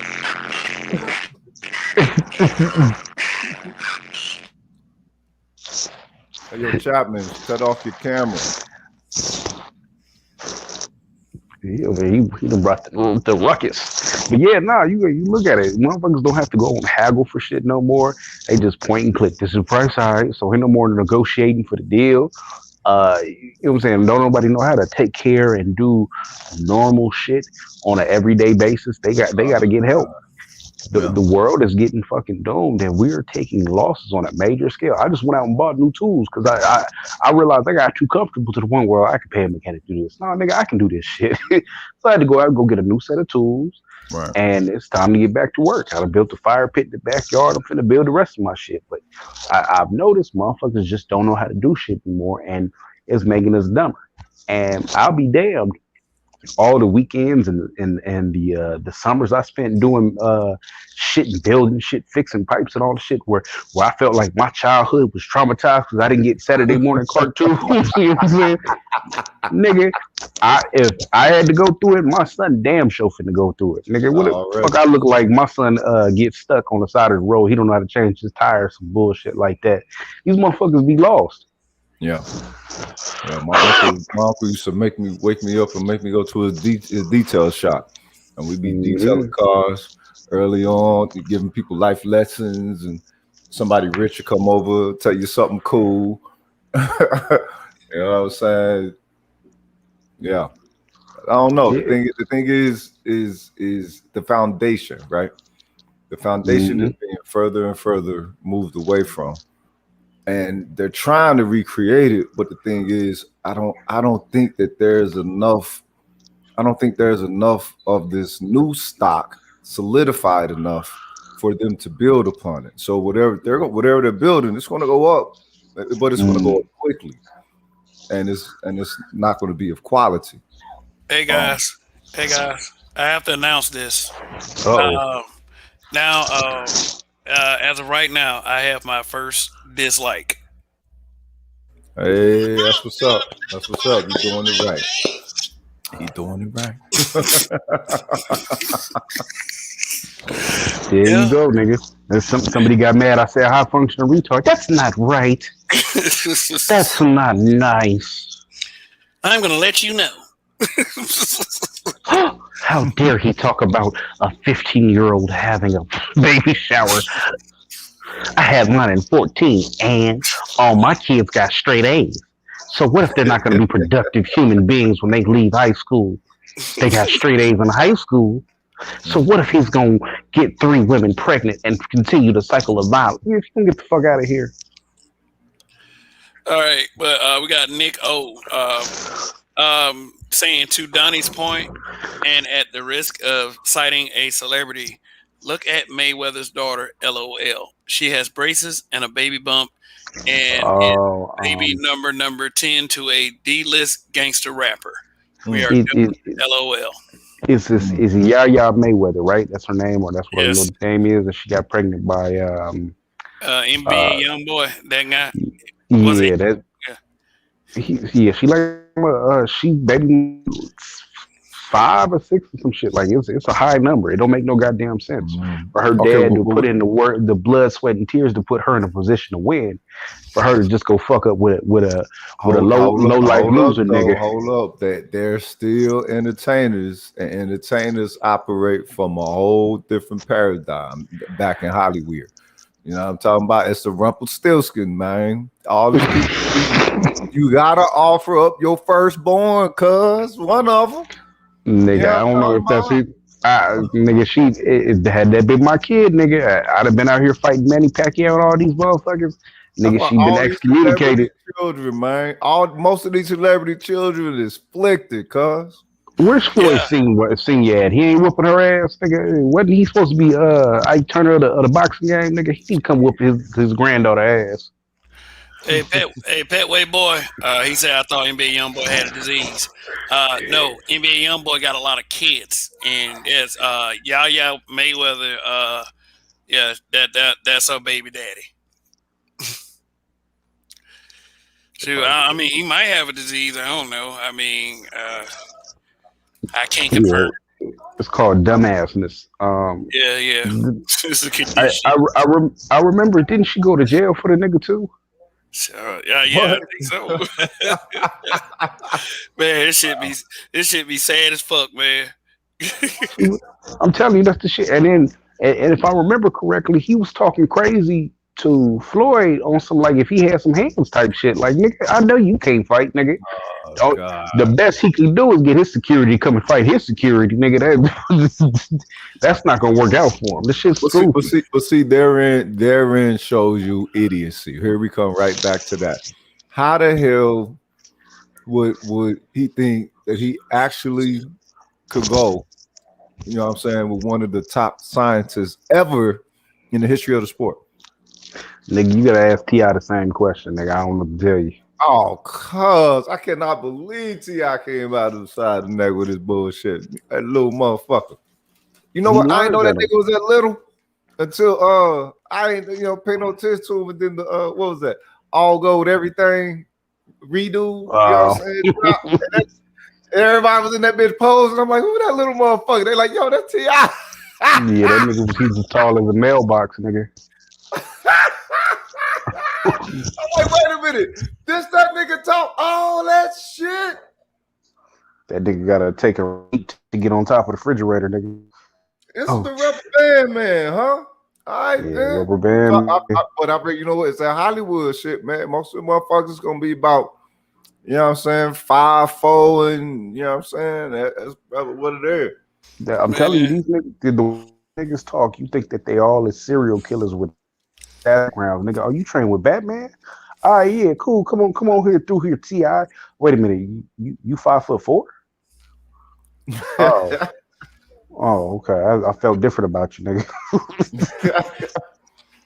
I mean, shit, nigga, he 5'4", hit the gym, maybe do a little something. But that nigga, you can't be 5'4" and stay skinny than a Listen, motherfucker, cuz, and talk all that did shit.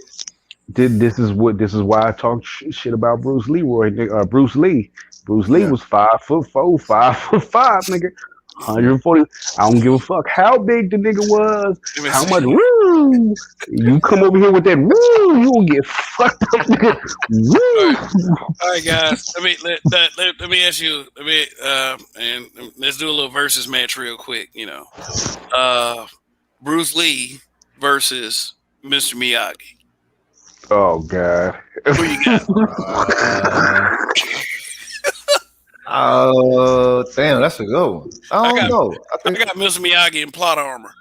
I was, I I'm thinking Bruce Lee because Listen, no, you got to remember this cat used to train with reinforced, you know what I'm saying, training dummies with car parts. Now he was the first one to do that. Now I'm pretty sure a lot of people, you know what I'm saying, train like that now, whatever. But I can assure you, Mr. Miyagi ain't trained like that. Mr. Miyagi, all he needed was some carnauba wax, nigga, and a old school Chevy, and an old school nigga. He whip his ass in the room. Nigga, you hear that nigga Ohio a players and sander in a fence, nigga. No fin, everything. no.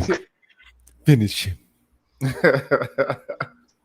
Listen, I can't give you, but if you said Jackie Chan will whip all of the motherfuckers' asses. Yeah, Uh yeah. yeah. Yeah, because Jack, Y'all, you would be able to Jackie see where he's Chan coming had from. Jackie Chan had a brutal upbringing, as with a lot of those guys that are, in that. I think that a lot of those guys actually start off as dancers before they become movie martial artists. they Yeah, well they said in the there's a Peking opera. The Peking Opera is like it's not a dance academy. It's they're doing kung fu, but it's what it sounds like. It's like theater version kung fu. So they do different styles and they recruit them for these Olympic teams, and then they have them out on the floor doing these exercises. It's all for show. Him and Jackie Chan, Sammo Hung, I think Jet Li. They were all in these organizations. Now they're not real fighters. Like I don't think any of these dudes. If you research them, there's no like you can't go find Jet Li get into a fight with somebody and it's televised or anything like that. Now These Jet Li dudes is did it. Shaolin, He's so he Shaolin. so he probably been into something, but not I'm, not no fight in the street or whatever. well, even Shaolin. Shaolin is made up. Yeah, it's made up, but you see what the motherfuckers do, and if they connected with some of that, they gonna do some good Listen, damage. I just had this conversation with a dude named Will, right? And I think Kev remember this conversation. So interesting thing about the Shaolin Temple. The Shaolin Temple burned down like 500 years ago at this point, right? Right. When all of those kung fu flicks started popping up, it was people coming and like, oh shit, we want to see this kung fu. So they recreated this temple, and people were like, oh shit, where's the kung fu practitioners? We want to come learn. All of this shit was way after the fact. So I give you some credence to, if these motherfuckers is hitting boards and they'll bust through the board, bah, but that shit take 10, 15 years. And that 10, 15 years, that's an old ass man. He gonna get his ass whooped. No, I'm not talking about. No, no. When I say Shaolin, I ain't talking about none of that superpower shit that motherfuckers Okay, all show. right. No. What I'm speaking on basically is one their knowledge of the human body, their knowledge of kinetic. You know, what I'm saying kinetic links and pressure and stuff like that. Put in the right mind with the right conditioning, with the right training behind it. Oh, it could be very, very effective. Hmm, You know what I'm saying? I, Martial I'm combat. I'm a call shenanigans on it. When I see the dude come in with the kung fu outfit and get into the UFC ring and whoop some ass, then we can talk about it. But that's the thing. You can't fight it like that because you got to adjust. UFC makes you adjust. To me, I think it's one of the most effective fighting systems. Yeah, because okay. So for those who don't know, UFC really started from the Gracies. The Gracies, yeah. Gracie said, Shout out. "Listen, we got the best shit out here. There's nothing you can do to stop us. Get in the ring with us, get in the cage, getting on the mats with us, get anywhere you want to, and we're gonna fuck you up." So y'all can check on YouTube. There's a bunch of videos of Gracie's verse Kung Fu, versus Gracie versus wrestler, Gracie versus boxer, etc. And they had the little bitty Hoist Gracie whooping everybody's ass. So what they ended up doing was doing an event where they called out all these big names, such and such from this style, from that style, come out and fight, and we all will see who the winner at the end of the day. And these motherfuckers fought back to back, whooping ass, and every time the Yeah. Gracies was whooping ass. So at a certain point, motherfuckers started figuring out, hey, listen, there's something to this grappling shit. Yeah. Yeah. And the grappling became combined with shoot wrestling with kickboxing with boxing, and it just kind of became what it is. So I think as a style form, yeah, MMA is an ever evolving sport that kind of has everything you need in modern day combat. Facts. Because everything eventually goes to the floor. Everything always eventually goes to the floor. Right. Yeah. Yeah, because all that shit, the Gracies would come, motherfuckers would be doing flips and wow, wow, and Hoist Gracie would grab that nigga. Hey, that motherfucker, you see that motherfucker flutter? You see him flutter, and wow, she just ended up choked. Right. All right. Shout out to Sun is Hot Raw. What's going on? Long Tong Sun. And Trayshawn Carter. What's going on? He said it's called the Gracie Challenge. Yeah, the Gracie Challenge. That's on YouTube. Yep. And I'm telling you, they was whooping everybody ass, and it was embarrassing too, because you could tell he could finish the dude off, but he wanted to prove a point. Right. Yeah. So Yeah, they got some of the best evasion in the game. all right. The topic for this evening, this evening's Any Given Sunday, accepting the worst versions of ourselves. like the video, share, and as some of y'all have done this very broadcast, subscribe. Cash App is on the screen. Fair use is in place, and we do use harsh language here. So, Right, motherfuckers. yeah, So yeah. question, y'all. So say that all right, so the environment is becoming one to where folks are embracing the worst of themselves, not only embracing it, but actually enhancing it, and it is supported by the fucking society. So Mm. being one who embraces the best of themselves, um, where do you see where do you see that population going? Like as far as because we're definitely going to be the minority, if not already. Well, the population are the ones that are trying to make the best versions of themselves. Yes. Um, I think that. Hmm, wow. Uh, if things keep going the way they're going, you're gonna have a lot. It's gonna be a very very small population. Right. Very very small. They'll become the outcasts. Yeah, yeah, yeah. Like I say, education and intelligence is mocked and demonized at this point, and the only reason why it's going on is because so many brothers out there are telling the truth to these people. It's about, I mean, it and the truth. You know, people say the truth is subjective or whatever, but it's triggering because this is shit that actually goes on. I mean, you do like I always say, you do have your problematic guys, but if they're saying the same thing and it's true information, then it's not, and there's no way to refute it. I mean, the message is the message.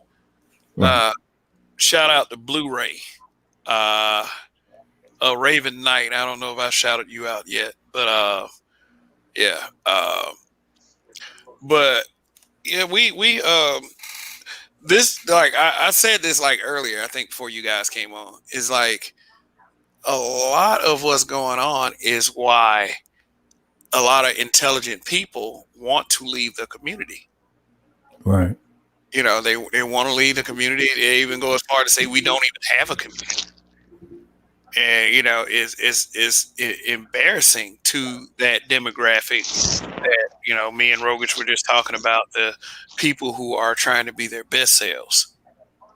You know, is How about this? How about we do got a community, but the thing is, those of us who operate on the higher levels, we ain't never really been a part of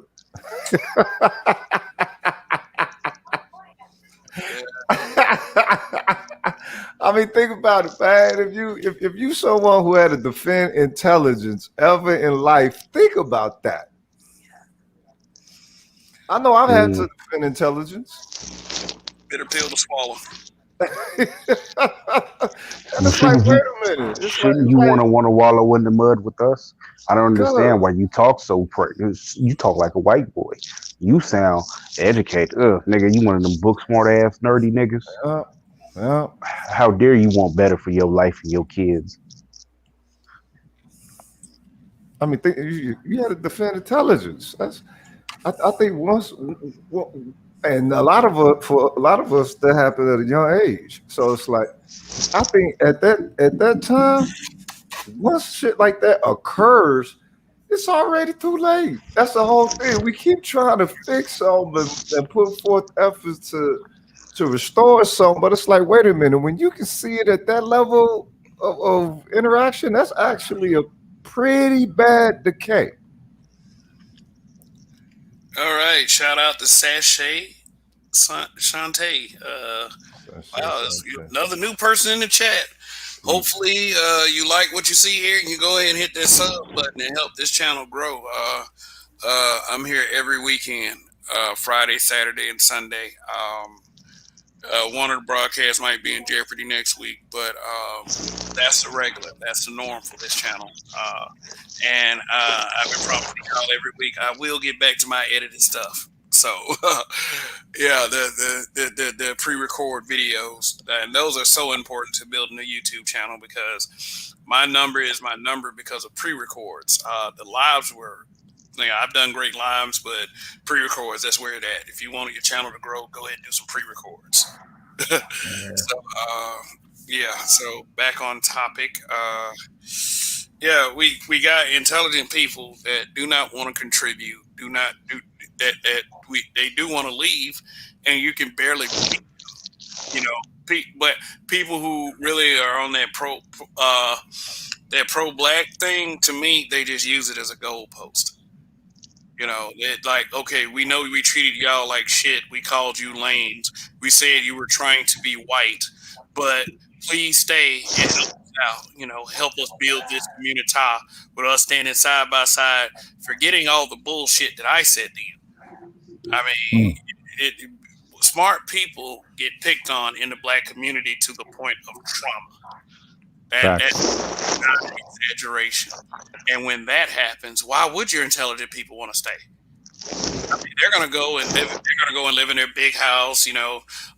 Marry their high value wife or high value husband, and they're gonna live their best life with or without you. But if they put up the effort to contribute to our community, you have got to be a real fucking dumbass to mock that. Yeah. I mean, there are going to be some things that you disagree with, and that is perfectly natural. But when you do to people, that want to love us and love our community and want to do right by our community, they're just going to go ahead and say stuff like, well, this is what I'm trying to work toward helping to build. This piece of shit place where they don't even like smart people. Fuck this. Fuck this. And I gotta call out the super chat. Bargov, Kandidi or Kandedi. Big up to you guys for trying to be better people and putting yourself out there on YouTube. Good to see. And we appreciate it. We do understand that there's some risk that goes along with this because if you speaking too much truth, someone for some reason will come after you. Mm-hmm. And it's a shame that a lot of that times it has a black face on it. So, question: why is it that you think the intelligent black people tend to have somewhat sense of a automated connection to a totality of black people more? You know what I'm saying, than in others, because the whole thing is well, I know why. It's because if you're intelligent, you see differently, right? You see things of let's say how you do it. Put it like this: people say other folks can look deeper, right? So some folks can look deeper, and as you look deeper, you're not saying something is wrong. You're saying, well, perhaps maybe this will improve this, right? Because you're always thinking on proactive, you're thinking positive. It's always something with growth. Again, growth and development, right? Go ahead. Shout out to Don Corleone. Hi, say hi. My son Jacinto Pooh birthday today. Oh, Pooh. So okay, happy birthday. Happy birthday, Jacinto. Yes. So yes, you know what I'm saying? So the thing is people get on defense because they think that you're going at them saying that they're wrong when you're or saying that something needs correction when you're saying that, okay, well, something can be better. You know, so it's like a choice of words that you got to use. It's like when if you ever been in wellness and you know what I'm saying, doing training or something, they'll say if you approach someone, don't tell them they're doing it wrong. So you got to switch the word like what are you seeking to do? Okay, well, perhaps maybe you want to enhance that. You know what I'm saying? Trigger words and shit, right? But the thing is, as an intelligent black person, your presence is the trigger word itself. The fact that you're intelligent, the fact you speak intelligent, the fact you resonate, You know what I'm saying? You get globes. I mean, you know what I'm saying? What the fuck is the ancient symbology for intelligence? It's light, a lantern. Okay. You know what I'm saying? Light. So a globe come with it. You know what I'm talking about? And not everyone is going to be privy to, you know what I'm saying, relishing that. Yeah. Sachet Sante says everybody gets picked on in high school. Uh, I would say everybody, but yeah, there are a bunch of targets in high school. My goal isn't to prevent bullying because I feel it may be a little demeaning to say that bullying is a necessary evil. You know, as long as it doesn't go too far. You know what I'm saying? But what I would recommend instead of trying to prevent it, prepare your kids for the heartbreak that they're about to experience, and not just with bullying, with all of this bullshit, you know, because of people choosing the worst versions of themselves. So, yeah, Right. I would say that we have to build the confidence and the fortitude and like you know, work on our, you know, even though they're children, start working on their thick skins now. Let them know that this life ain't gonna be easy. I mean, you know, even though they're children, you don't want to steal their innocence completely away. There's some things that's going to happen with them, and I do understand that they're not going to understand immediately. See, my daughter is 6, so I got all of that ahead of me. Yeah. Yeah. So yeah, let me get some shout outs. We got let's see, we got Brilliance in the building. We got Guy Ogami says greetings all at Black Men Being Brutally Honest, at YAS4W, the mayor of Pleasantville, and at Moral. All right. Kanga strippers. Kanga strippers. Kang. Forgot about Pleasantville. Shout out Gerald. Okay. Yo, you see what Trishawn Carter put up though? Well, no, before that one. What they say? Okay, yeah, they said intelligence by definition, you understand collective benefit, whereas an idiot is solipsistic.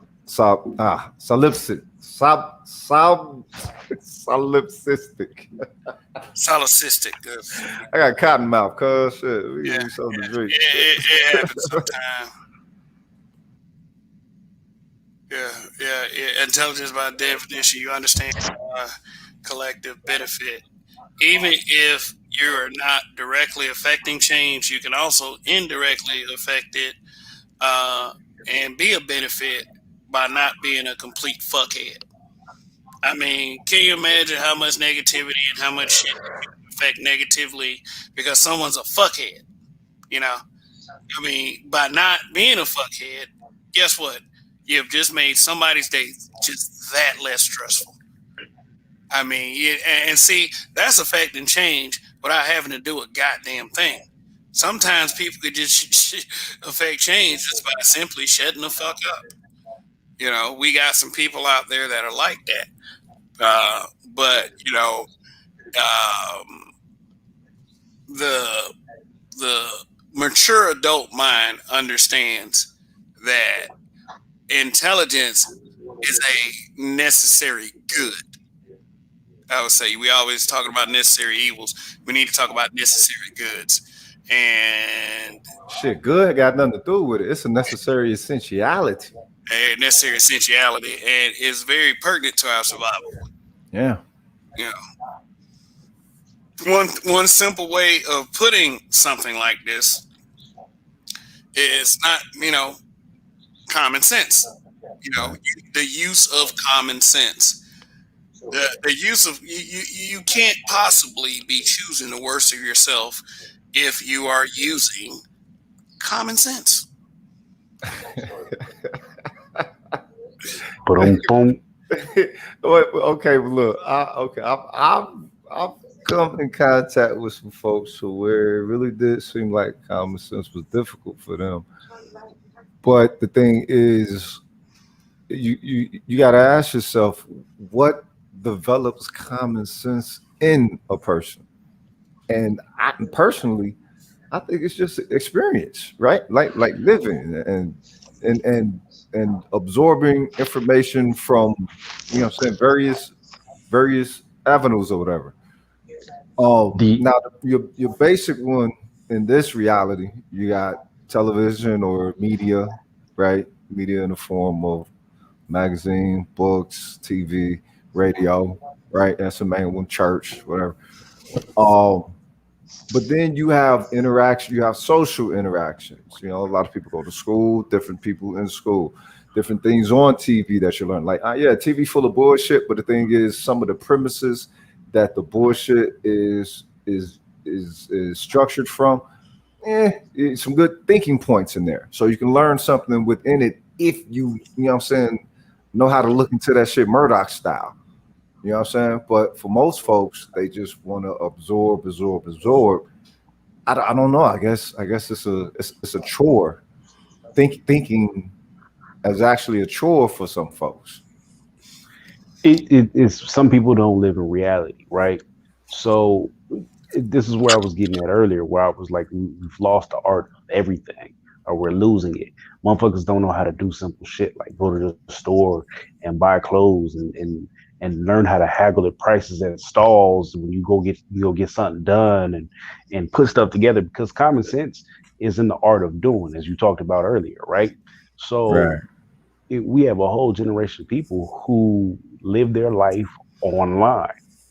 You don't have social interaction Mhm. anymore. You have weirdo with conversation. Like prime example on the breakdown, the habitual line stepper show. They had a individual come on there, and this motherfucker, I asked him questions, and some of the questions was like, do you have friends in real life? No, I don't have friends in real life. He talked about a girlfriend. The girlfriend is online in another country who he will never see. You know what I'm saying? Which Okay. You might know be what I'm a terrible, terrible situation. But saying? Right, but this motherfucker he had some crazy ass talking points that was just clearly Swedish devoid of bride. Huh? common sense, and he didn't see anything wrong with it. Why didn't he see nothing wrong with it? Because this motherfucker don't live in reality. He don't get out and Right. do shit. You know what I'm saying? So how do you know? Hikikomori. Yeah, right? How do you know common sense things if you can't even get to do anything? You know what I mean? This motherfucker he's all the way a goofball in left field, but he's giving people Hikikomori advice. days. He's telling people about relationship that we see as common sense because we've been out here in the streets and talking and moving and doing everything. But this Right. motherfucker don't even like we're friends. Well, she was roommate and we talk on dating app and I never see. So how you giving nah, it's just simple shit Okay, to me. okay, okay, okay. But let's all right. Let's keep it scientific, right? So in that regard, in his defense, you know what they say about a person or the brain being exposed to media in certain situations when as it reacts as if it is physically there and actually experiencing this, what I'm saying, fictitious situation.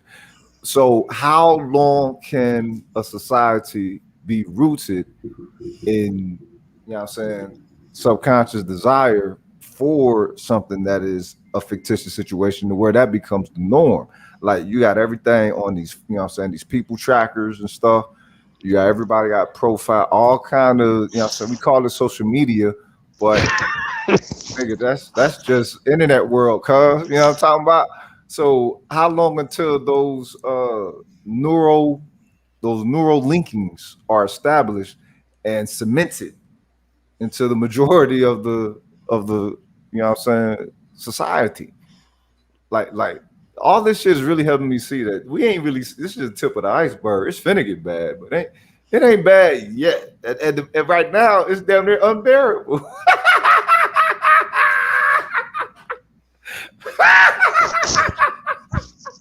What the fuck is going on in Gotham, folks?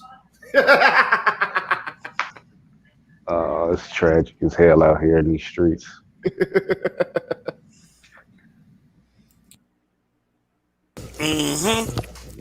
hey, so guys, Let me ask you a question. Since you two are trained fighters, did you have to ever whoop anybody's ass for being the worst version of themselves? I mean, I have, nigga. But I done whoop niggas ass for being the best version of themselves. So, you know, as long as you you don't do some ignorant shit to put me on one, then you good to go. Well, Yeah, goddamn. I tend to avoid shit altogether because I don't know I don't know how to not war with it. You know what I'm talking about?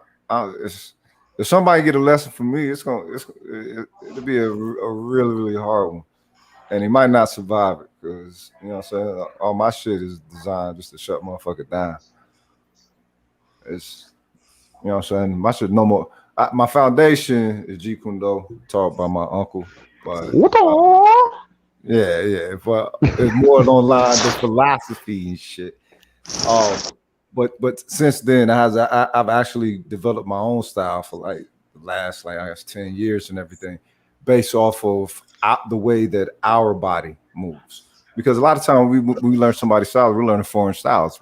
They got different, you know what I'm saying, body physics than we have. So looking at what our natural body physics are or the capability of it that we have in the cultural perspective of being here in the United States, you look at the way that black people move, black people dance, black people fight when they don't know how to fight, and look at the way black people fight when they do know how to fight, based off of you know what I'm saying different movement, strikes, evades, whatever.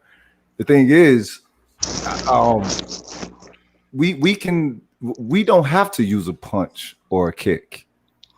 We got longer limbs. We can move quicker or a longer distance, more swift, right? So that means we can shorten distances quicker.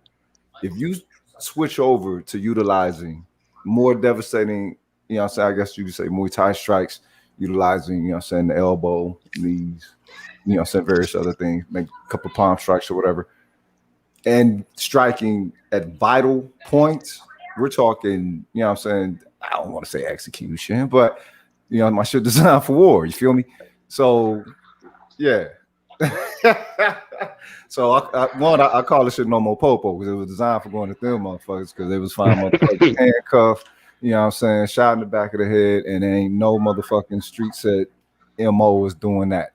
And this was pre Mike Brown. So I designed for going at them, but people, you know, that was kind of controversial. So now I designed it to supplant them.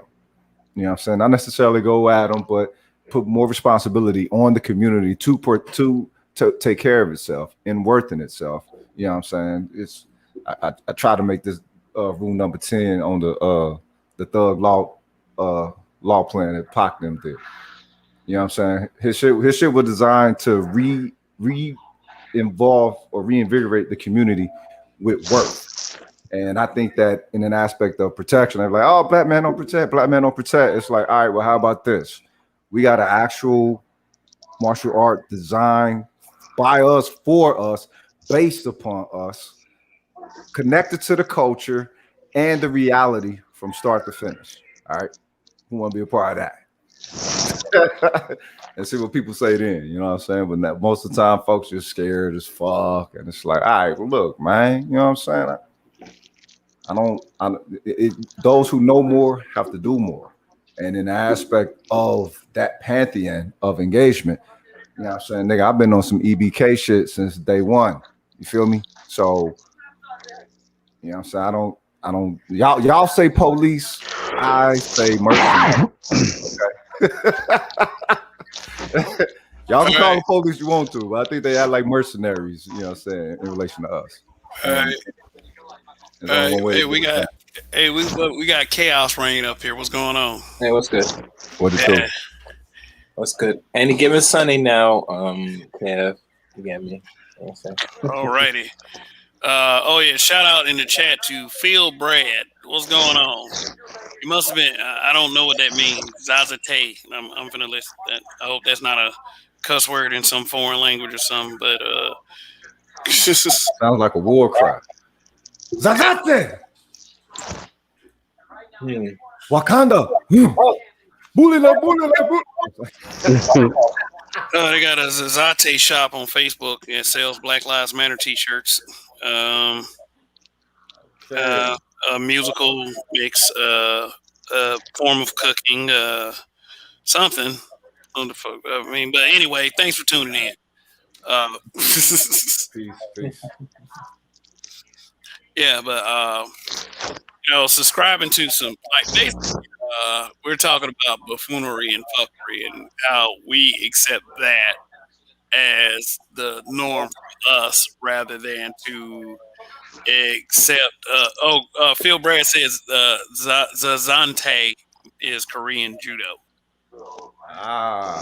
Okay. Korean judo. Korean judo. Koreans got a bunch of shit out there. They got the tachyon. Oh, was one shit echoing? That's an interesting name for that, though. I would not have guessed that was Korean culture. Yeah, it's a gang of different. Hold on, my shit echoing. Hold on, let me pull this out. How about my echoing? Older than any of the those styles. That's Chaos Rain. Oh wait, you're a verbiage. Yeah. I don't know why it's doing this. I hate this laptop. Should not be doing those sound effects again. All right. Anyway, but yeah, no, it's a gang of different styles out there. I got into it with a homie over because he's a big kung fu dude. He does Wing Chun. Hey, mute up, Chaos. Okay, he muted up. Yeah, Will, and we was talking about Wing Chun, and he couldn't. He had a big disdain for MMA and anything of the branches that kind of revolve around it. And he was like, I've seen the greatness of kung fu, and I had to go back and forth over what the greatness of kung fu was, and ultimately it boiled down to them being able to do 5-fingered venom strikes and the like. Okay. Wait, that's all he could tell you? Yeah, I heard this story before. This shit's crazy. That nigga, we went back and forth, and I was like, yeah, the footwork. I was like, nah, I don't know what you're talking about. For boxing has phenomenal footwork, Muay Thai, all this has footwork. And then this motherfucker said, well, nah. Everybody then took footwork from Ali. Everybody does Ali's footwork. It is, but it's all out there. But his thing was the footwork with Wing Chun was you do and this is a quote, you do a half a step back, then a quarter step called a unicorn step into making your hand into a snake and striking a vital point for a venom strike. And nigga, I was baffled when he said the shit. I said a venom strike? Yeah. Yeah, Now yeah, the greatest nigga. Some fiction shit. Gotcha. All right, Playboy. Venom strike. But and that. Hold up. And Amy Ware. But this is with the foolishness of the martial arts. Like the shit I learned. Like I learned multiple martial arts. Yeah. One, because I always thought this would make me a badass, and two, I like fighting. So when I got into it, I learned multiple martial arts, and I feel like everything that I learned is applicable to where I could beat you up in the street just on some showy shit, or if I really had to, I could kill your ass. Like it's just what it is. Exactly. So this was the belief I learned, but over my time frame of being in martial arts and going to different schools and different schools of thought, you came across it's probably a whole Reddit thread to it still, but it's called bullshido, where you have these dudes with these fictional martial arts. Yeah, I heard what you did there. Yeah, no, it's a real thing. It's bullshido, nigga. Like this real ass thing. But these niggas have these fictional martial arts, and you're like, Russian, right? Nah, it's so many different things. All right, so check this out. You remember the movie Bloodsport? Yeah. Bloodsport was supposed to be based on a real story. Imagine. Right. So a motherfucker left. I don't know if he was really in the military and that was just some other shit, but he left and he went to this death tournament. Where Bolo was whooping everybody ass. So that part, as far as it being the Kumite, that's Kumite was real. That's supposed to be, you know what I'm saying, the real shit. No, I'm saying as far as like the soldier leaving to fight in the Kumite. I thought But maybe I don't know if the soldier bit was supposed to be real life, but the Kumite part was the real part. I'm not surprised the soldier, because the thing is, and you know what I'm saying, as a GI, as they say, you Nah, go a lot of places, you know what I'm talking about? And I, but you know the motherfucker basically said he studied with a ninjutsu master. The okay. ninjutsu master handed down his style of ninjutsu to this white man, Okay. All right. They do it in the movies. Okay, cool. and then he went and won this tournament and was badass from badass town. You know what I'm saying? So they this Let him be in the finals, the way. You know what I'm saying? This motherfucker got a movie out and everything else. So imagine this nigga, and you can Google this. This motherfucker's name is Frank Dukes. Frank Dukes, yeah. This is a real fucking person. This nigga has been walking around talking about he know the dim mock, the death touch. Yeah. to where he hits you and it's lights out, nigga, forever. Nigga, not even on some play, nigga. Like it's good night Gracie forever, nigga. So, you know, they started Also, the checking strikes into this. in karate is death touch if you do them shits right. Because all it does is just, you know what I'm saying, break up organs. No. He hits you, your heart stops, nigga. If he aims at your heart, though, what the motherfucker hits you in your calf? I don't know. I don't know what the details, but you know they started hitting these motherfuckers because there's a bunch of dudes with death touches, with motherfuckers who will hit you with chi blast, and they just catching these motherfuckers as frauds, and that's the shit that kills me. Like these niggas is really out here telling these imaginary made up lies, and niggas is going for it. Like, yeah, dude, this is what we doing? Oh, okay, cool. This is what we doing. All right, say no more. But it's funny because you can always see they like, we don't believe you. We got this MMA dude who's gonna come in here and test this chi blast. Yeah. Go ahead and hit him, and if it don't work, he gonna punch you in the face. And these motherfuckers be like, well, you know, wait a minute. This is life or death. I could kill him. I don't know if I want to do this. Hey, you about it. Go ahead. Shit. Yeah. But they caught Frank Duck's ass out, and basically he. Long story short, he really did go off. He had his friend drop him off somewhere, with a big ass duffel bag, and he said, "Come back and come get me at the end of the weekend." The motherfucker came and got him, and the duffel bag was gone, but the nigga had a big trophy. And he said, "I fought in the Kumite," but you know they ended up finding out that was some bullshit. It was made up, Right. and it never happened. But a lot of these dudes is out here telling shenanigans and stories and trying to make believe. Like Steven Seagal. Steven Seagal is full of shit. Oh, he didn't really do Aikido? No, he knows Aikido. He probably is high ranking, but Steven Seagal's story is he went out and met with the Grandmaster of the Grandmasters, and he became this young Grandmaster and everything else. That shit's fictional. The nigga's an actor who knows some tricky hand shit. That's what I'll say. he knows some tricky hand shit. But there's a story of this older catch dude named Judo Gene LaBelle, and I guess Steven Seagal was talking shit on set, and Judo Gene was like, "Listen, that's all well and good, but you get this work." So they was going back and forth, and Judo Gene LaBelle ended up catching Steven Seagal in a chokehold, and Steven Seagal shit his pants. Oh, and passed out, and Judo Gene got kicked off the set, but that was the end of the story. You gotta kick him off the set. God damn shit. Oh man.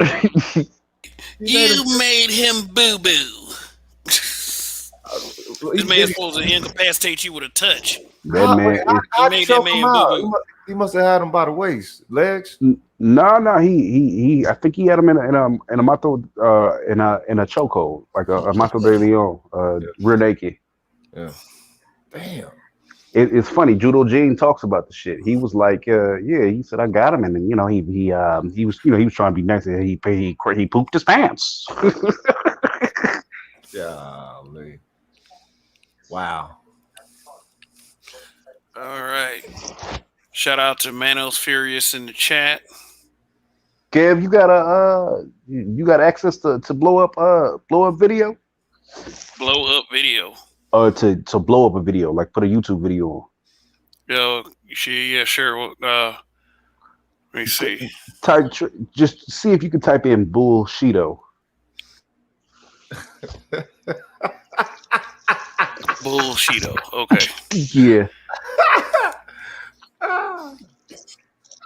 I think I see some of the videos, and they got something.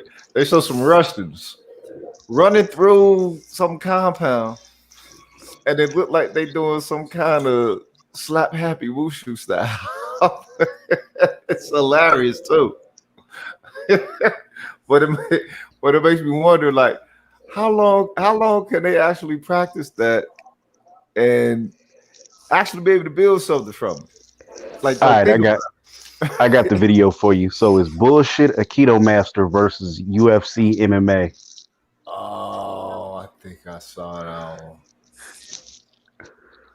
This nigga had on some bullshit Aikido Masters versus UFC. Reality UFC MMA BBJ. I see it. Yep. Put that one in. Now this nigga one with the Asian cat MMA fighter, right? No, this was because he been notorious. He been going around old school, you know what I'm saying, mean dynasty style, smashing up the signs of the school, challenging the masters.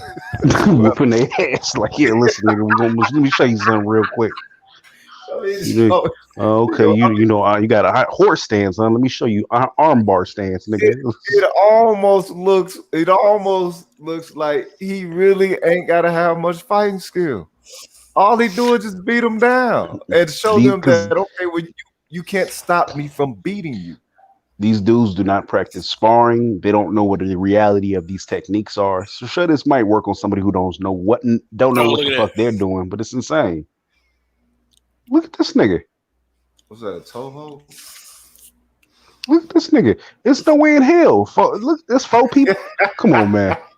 Yeah. He shrugged at him. Right. So this is part of what's called like gym cults. So you walk in and the master has all his students like a cult, and they believe whatever the fuck he tell them. So he started doing these goofy ass moves on them, and these motherfuckers really be falling from these moves because they really feel like their master got the ability to do this shit. Yeah.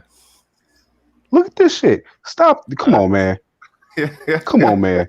What part of kung fu is that? What is he doing there? Hey, that's him. That's the best version of himself, right? It was reality. Now he done got with a real motherfucker who know how to grapple. Yeah. And his ass is in an arm bar looking silly right now. Oh. Better tap it. Come on, man. He let go of the dude. Come on, man. He let go of the dude. The dude's stuck. Come on now. This is 2-year-olds. Kia, bitch.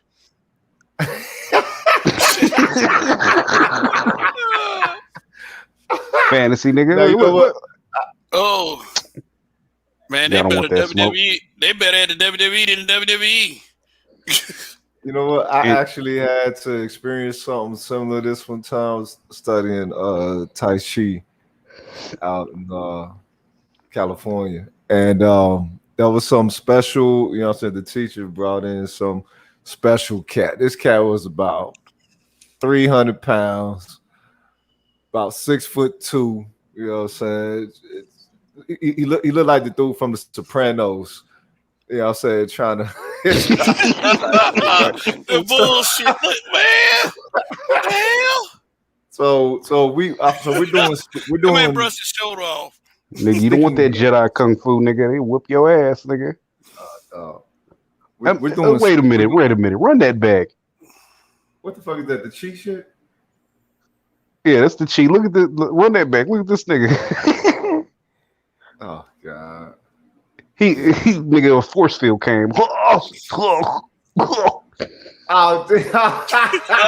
He patted the nigga. Yeah, he hit that nigga in his cheek spot, nigga. And he just was Look at the ass whooping he taking. Like he getting beat up by a ghost. And This is just nigga like turned them around church, smooth. just like them church videos. Shit. Mm-hmm. You know what? Somebody need to put some of that. Somebody need to do an edit. I'm gonna do an edit. Put Benny Hinn up in there, nigga. You don't want that smoke. You don't want that Benny Hinn smoke.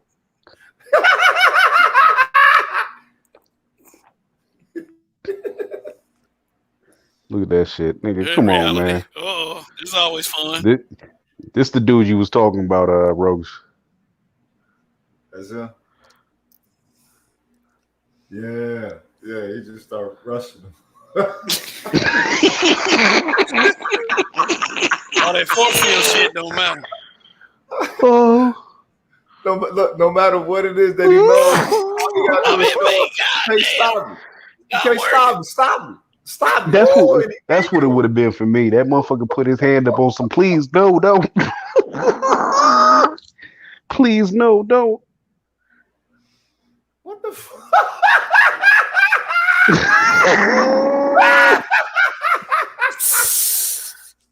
It's the worst. This is so not right. The worst. Let me prepare.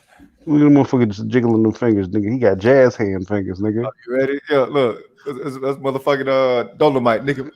I came up with that idea when I was in Japan. This that bullshit. This that bullshit. Oh man. This that bullshit. Yo, that's the best version of themselves. So think about the illusion now. To them, that's the best version of themselves.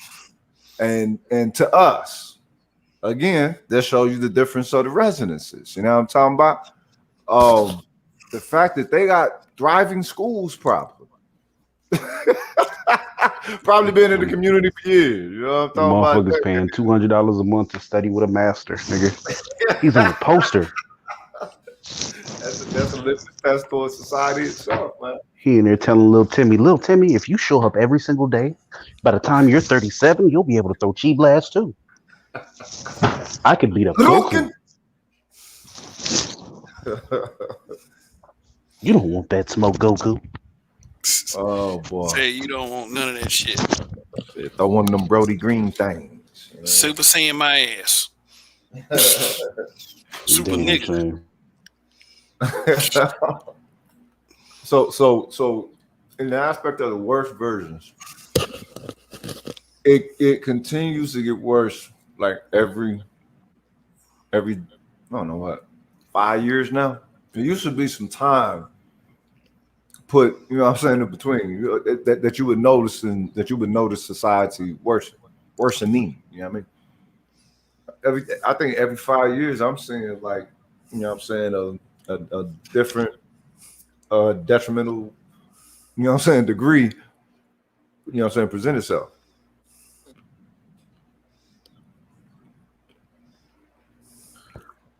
Well, it's definitely I mean, shit, you can't help but to get stupid every year. Like you said earlier, nigga, idiocracy. We gonna precede the next generation in foolishness, or the last generation anyway. Yeah, well, you know, we've been charged here in the manosphere with actually coming up with ways to save the community from said idiocracy, even though this said idiocracy is self-inflicted, which doesn't make much sense in the first place, but the idiocracy itself is not meant to make sense. So, of course, they will come up with a solution that has absolutely nothing to do with the fucking problem. So, gentlemen, I think I'm about to wrap this one up. Same. Yeah. You got to take you them late night kung fu classes. Oh yeah. I want to make sure that. I want to make sure that I want to make sure that I don't get hit by somebody's life force as they're trying to convince you.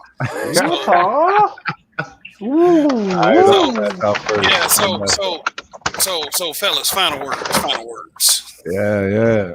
Long live the habitual line steppers. Appreciate the hospitality as always, Kev. Pleasure always rocking with you, Donnie. You ain't shit. Peace of chaos training. We get you in there next time. You know what I'm talking about? As far as promoting the worst version of ourselves, uh, people, uh, Napoleon Hill. Okay, Napoleon Hill. Think and Grow Rich. All right, that's a video on YouTube about 10 hours long. Right, it's not a bad video. Right, it's him going through the entirety of the book, and if you just put, I'm saying, listen to it intensively, but also, I'm saying, listen to it on some background type shit. You know what I'm saying? Put on some of that lo-fi that Kelvin play, and then put on, what I'm saying, Think and Grow Rich. Listen to it throughout the 10 hours and get accustomed to taking in those values. You understand what it means, the whole aspect of betterment. You know what I'm saying? There's nothing wrong with it. It's actually quite rewarding. And what I'm saying, to bring exponential growth, you will find yourself becoming more and more disgusted with idiocy. You know what I'm saying? So I guess we got to find some way to alchemize that energy or whatever. But it's always for the better. You know what I'm saying? It's always for the better. As far as it goes for connecting to the community, yeah, maybe it just needs to be the community of the betters. Maybe there needs to be an elitism. There's supposed to be an elitism. They're supposed to, you know what I'm saying? That's the thing. Within society, you have different resonances, right? People give you the Roy G. Biv spectrum, color spectrum, and they say, well, you know what I'm saying? These waves are longer, these waves are shorter. You know what I'm saying? So if you have such differences, then in an aspect of people aligning themselves to the differences of the resonances, it is what it is. You can claim to be elite if you exist on the elite. You can claim to be better. Ain't nothing wrong with that. It don't mean that those who ain't better can't get better. It just means they ain't there yet. And you just acknowledging, you know what I'm saying, the present. So keep getting better. Stay good, stay safe, stay strong, and don't get that motherfucking vaccine. Holla. Thank you for coming by once again, Rogish, and your presence is always welcome. And long live, by the way. Chaos Rain. Chaos Rain, anything you might like to add? I would say I must always have to say, long live the line steppers. That step Okay. the line. Oh, okay, all right, and also subscribe to Chaos Rain's channel as well. He's pretty intelligent guy, so check out his content, and lots of information that Black people should, especially our people, should be privy to. Because a lot of us over here in this space are we're trying to help. So I would like to say, since you mentioned, thank you for stating that, telling people that I try. One thing, the mission I'll try to do moving forward, and I'll probably say this every time when I do a stream or etc., that I'm going to raise your attention span. The average attention span for the average human being is under 3 seconds. That's no good. Your attention span needs to be risen for every content. Rather, it's boring, dull, because you need every information. And every information is valuable, which can be applied in your own life. So if you have a low attention span for certain topics that are boring, you need to raise that for your self-preservation moving forward in this 21st century. Thank you. all right, Chaos Rain. Thank you for coming by, brother. Just leave you something to think about there. Increase your attention span. So, Donnie, Yo, what's up? listen, I'm my worst self all the time. So I really don't even know why I came on this conversation because I'm just a bad example of this shit. I'm the king of niggotry. However, yeah, I do find it strange that people are high functioning retards. We need to do better as a whole. My whole thing has always been I have a legacy to pass on, and my legacy has to be that much better. So I can't be my worst self when it matters, right? You know what I'm saying? Like business wise, life wise, I don't want to ever be my worst self when it comes to providing for my family, my legacy. I think a lot of people only live for the day, and that's 99% of our problem in the black community. When we talk about things like uh, education, the way people interact and move, it's always got to be the most niggery aspect of it all. You can't be no book smart nigga because that's a flaw. You can't be um, well cultured. Hell, a lot of times niggas can't even have a meat medium rare. Nigga, oh you nigga, let me tell you, if you go out to a nice steak restaurant and you get yourself a well done steak, you should have took your ass to Applebee's. But all I'm saying is people need to get out and get cultured and experience life and see that, there's more to life than stupid shit. And I think that's just where we keep living our worst selves. We keep trying to chase the dream of stupid shit. That's where we get in trouble at. But I'm gonna quit rambling because my ass is tired.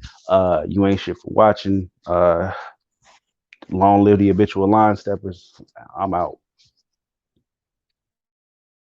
All right, long live. And if you're watching this, know that I do utilize my channel somewhat to promote others. Definitely check out my community tab where I put various memes and screenshots and content from other content creators, especially in this space.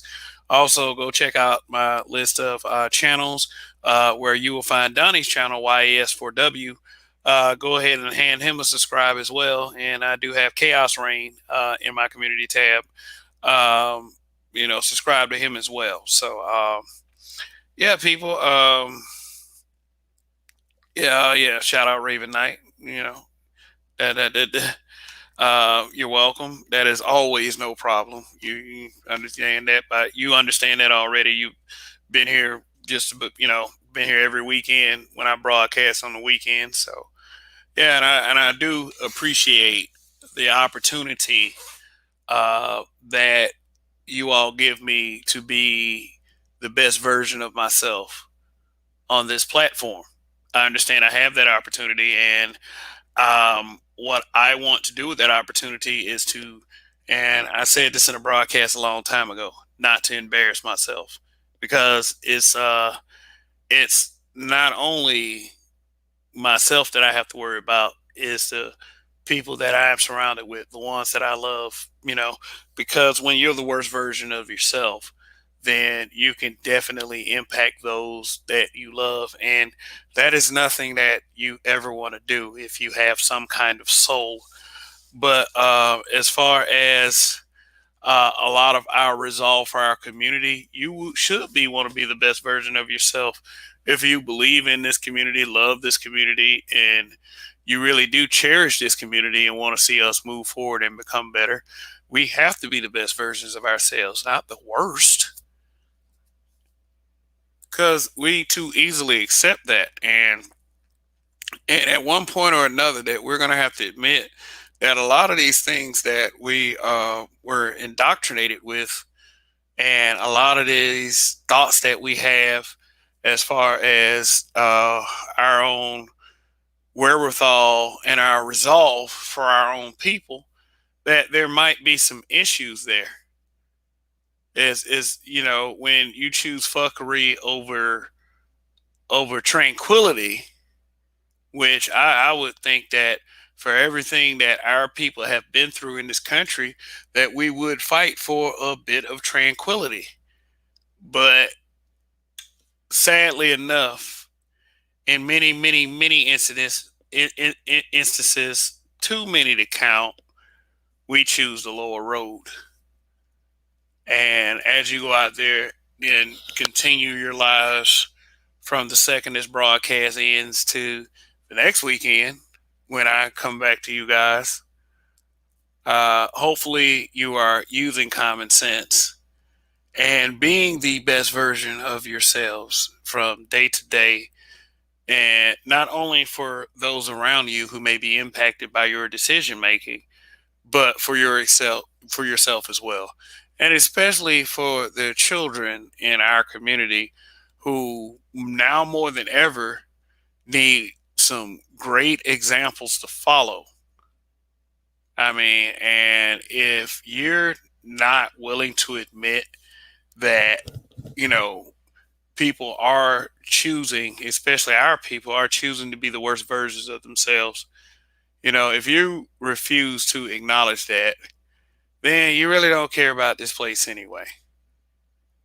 I know it's tough based on behaviors that we have been very observant of, but this is our people. We've been through the most difficult times of any people, and and you would think that that would have instilled in us to be fighters, to represent our cause and striking down those who would dare try to take it away from us. But we definitely have a lot of work to do. And for those who are choosing to be the worst versions of yourselves,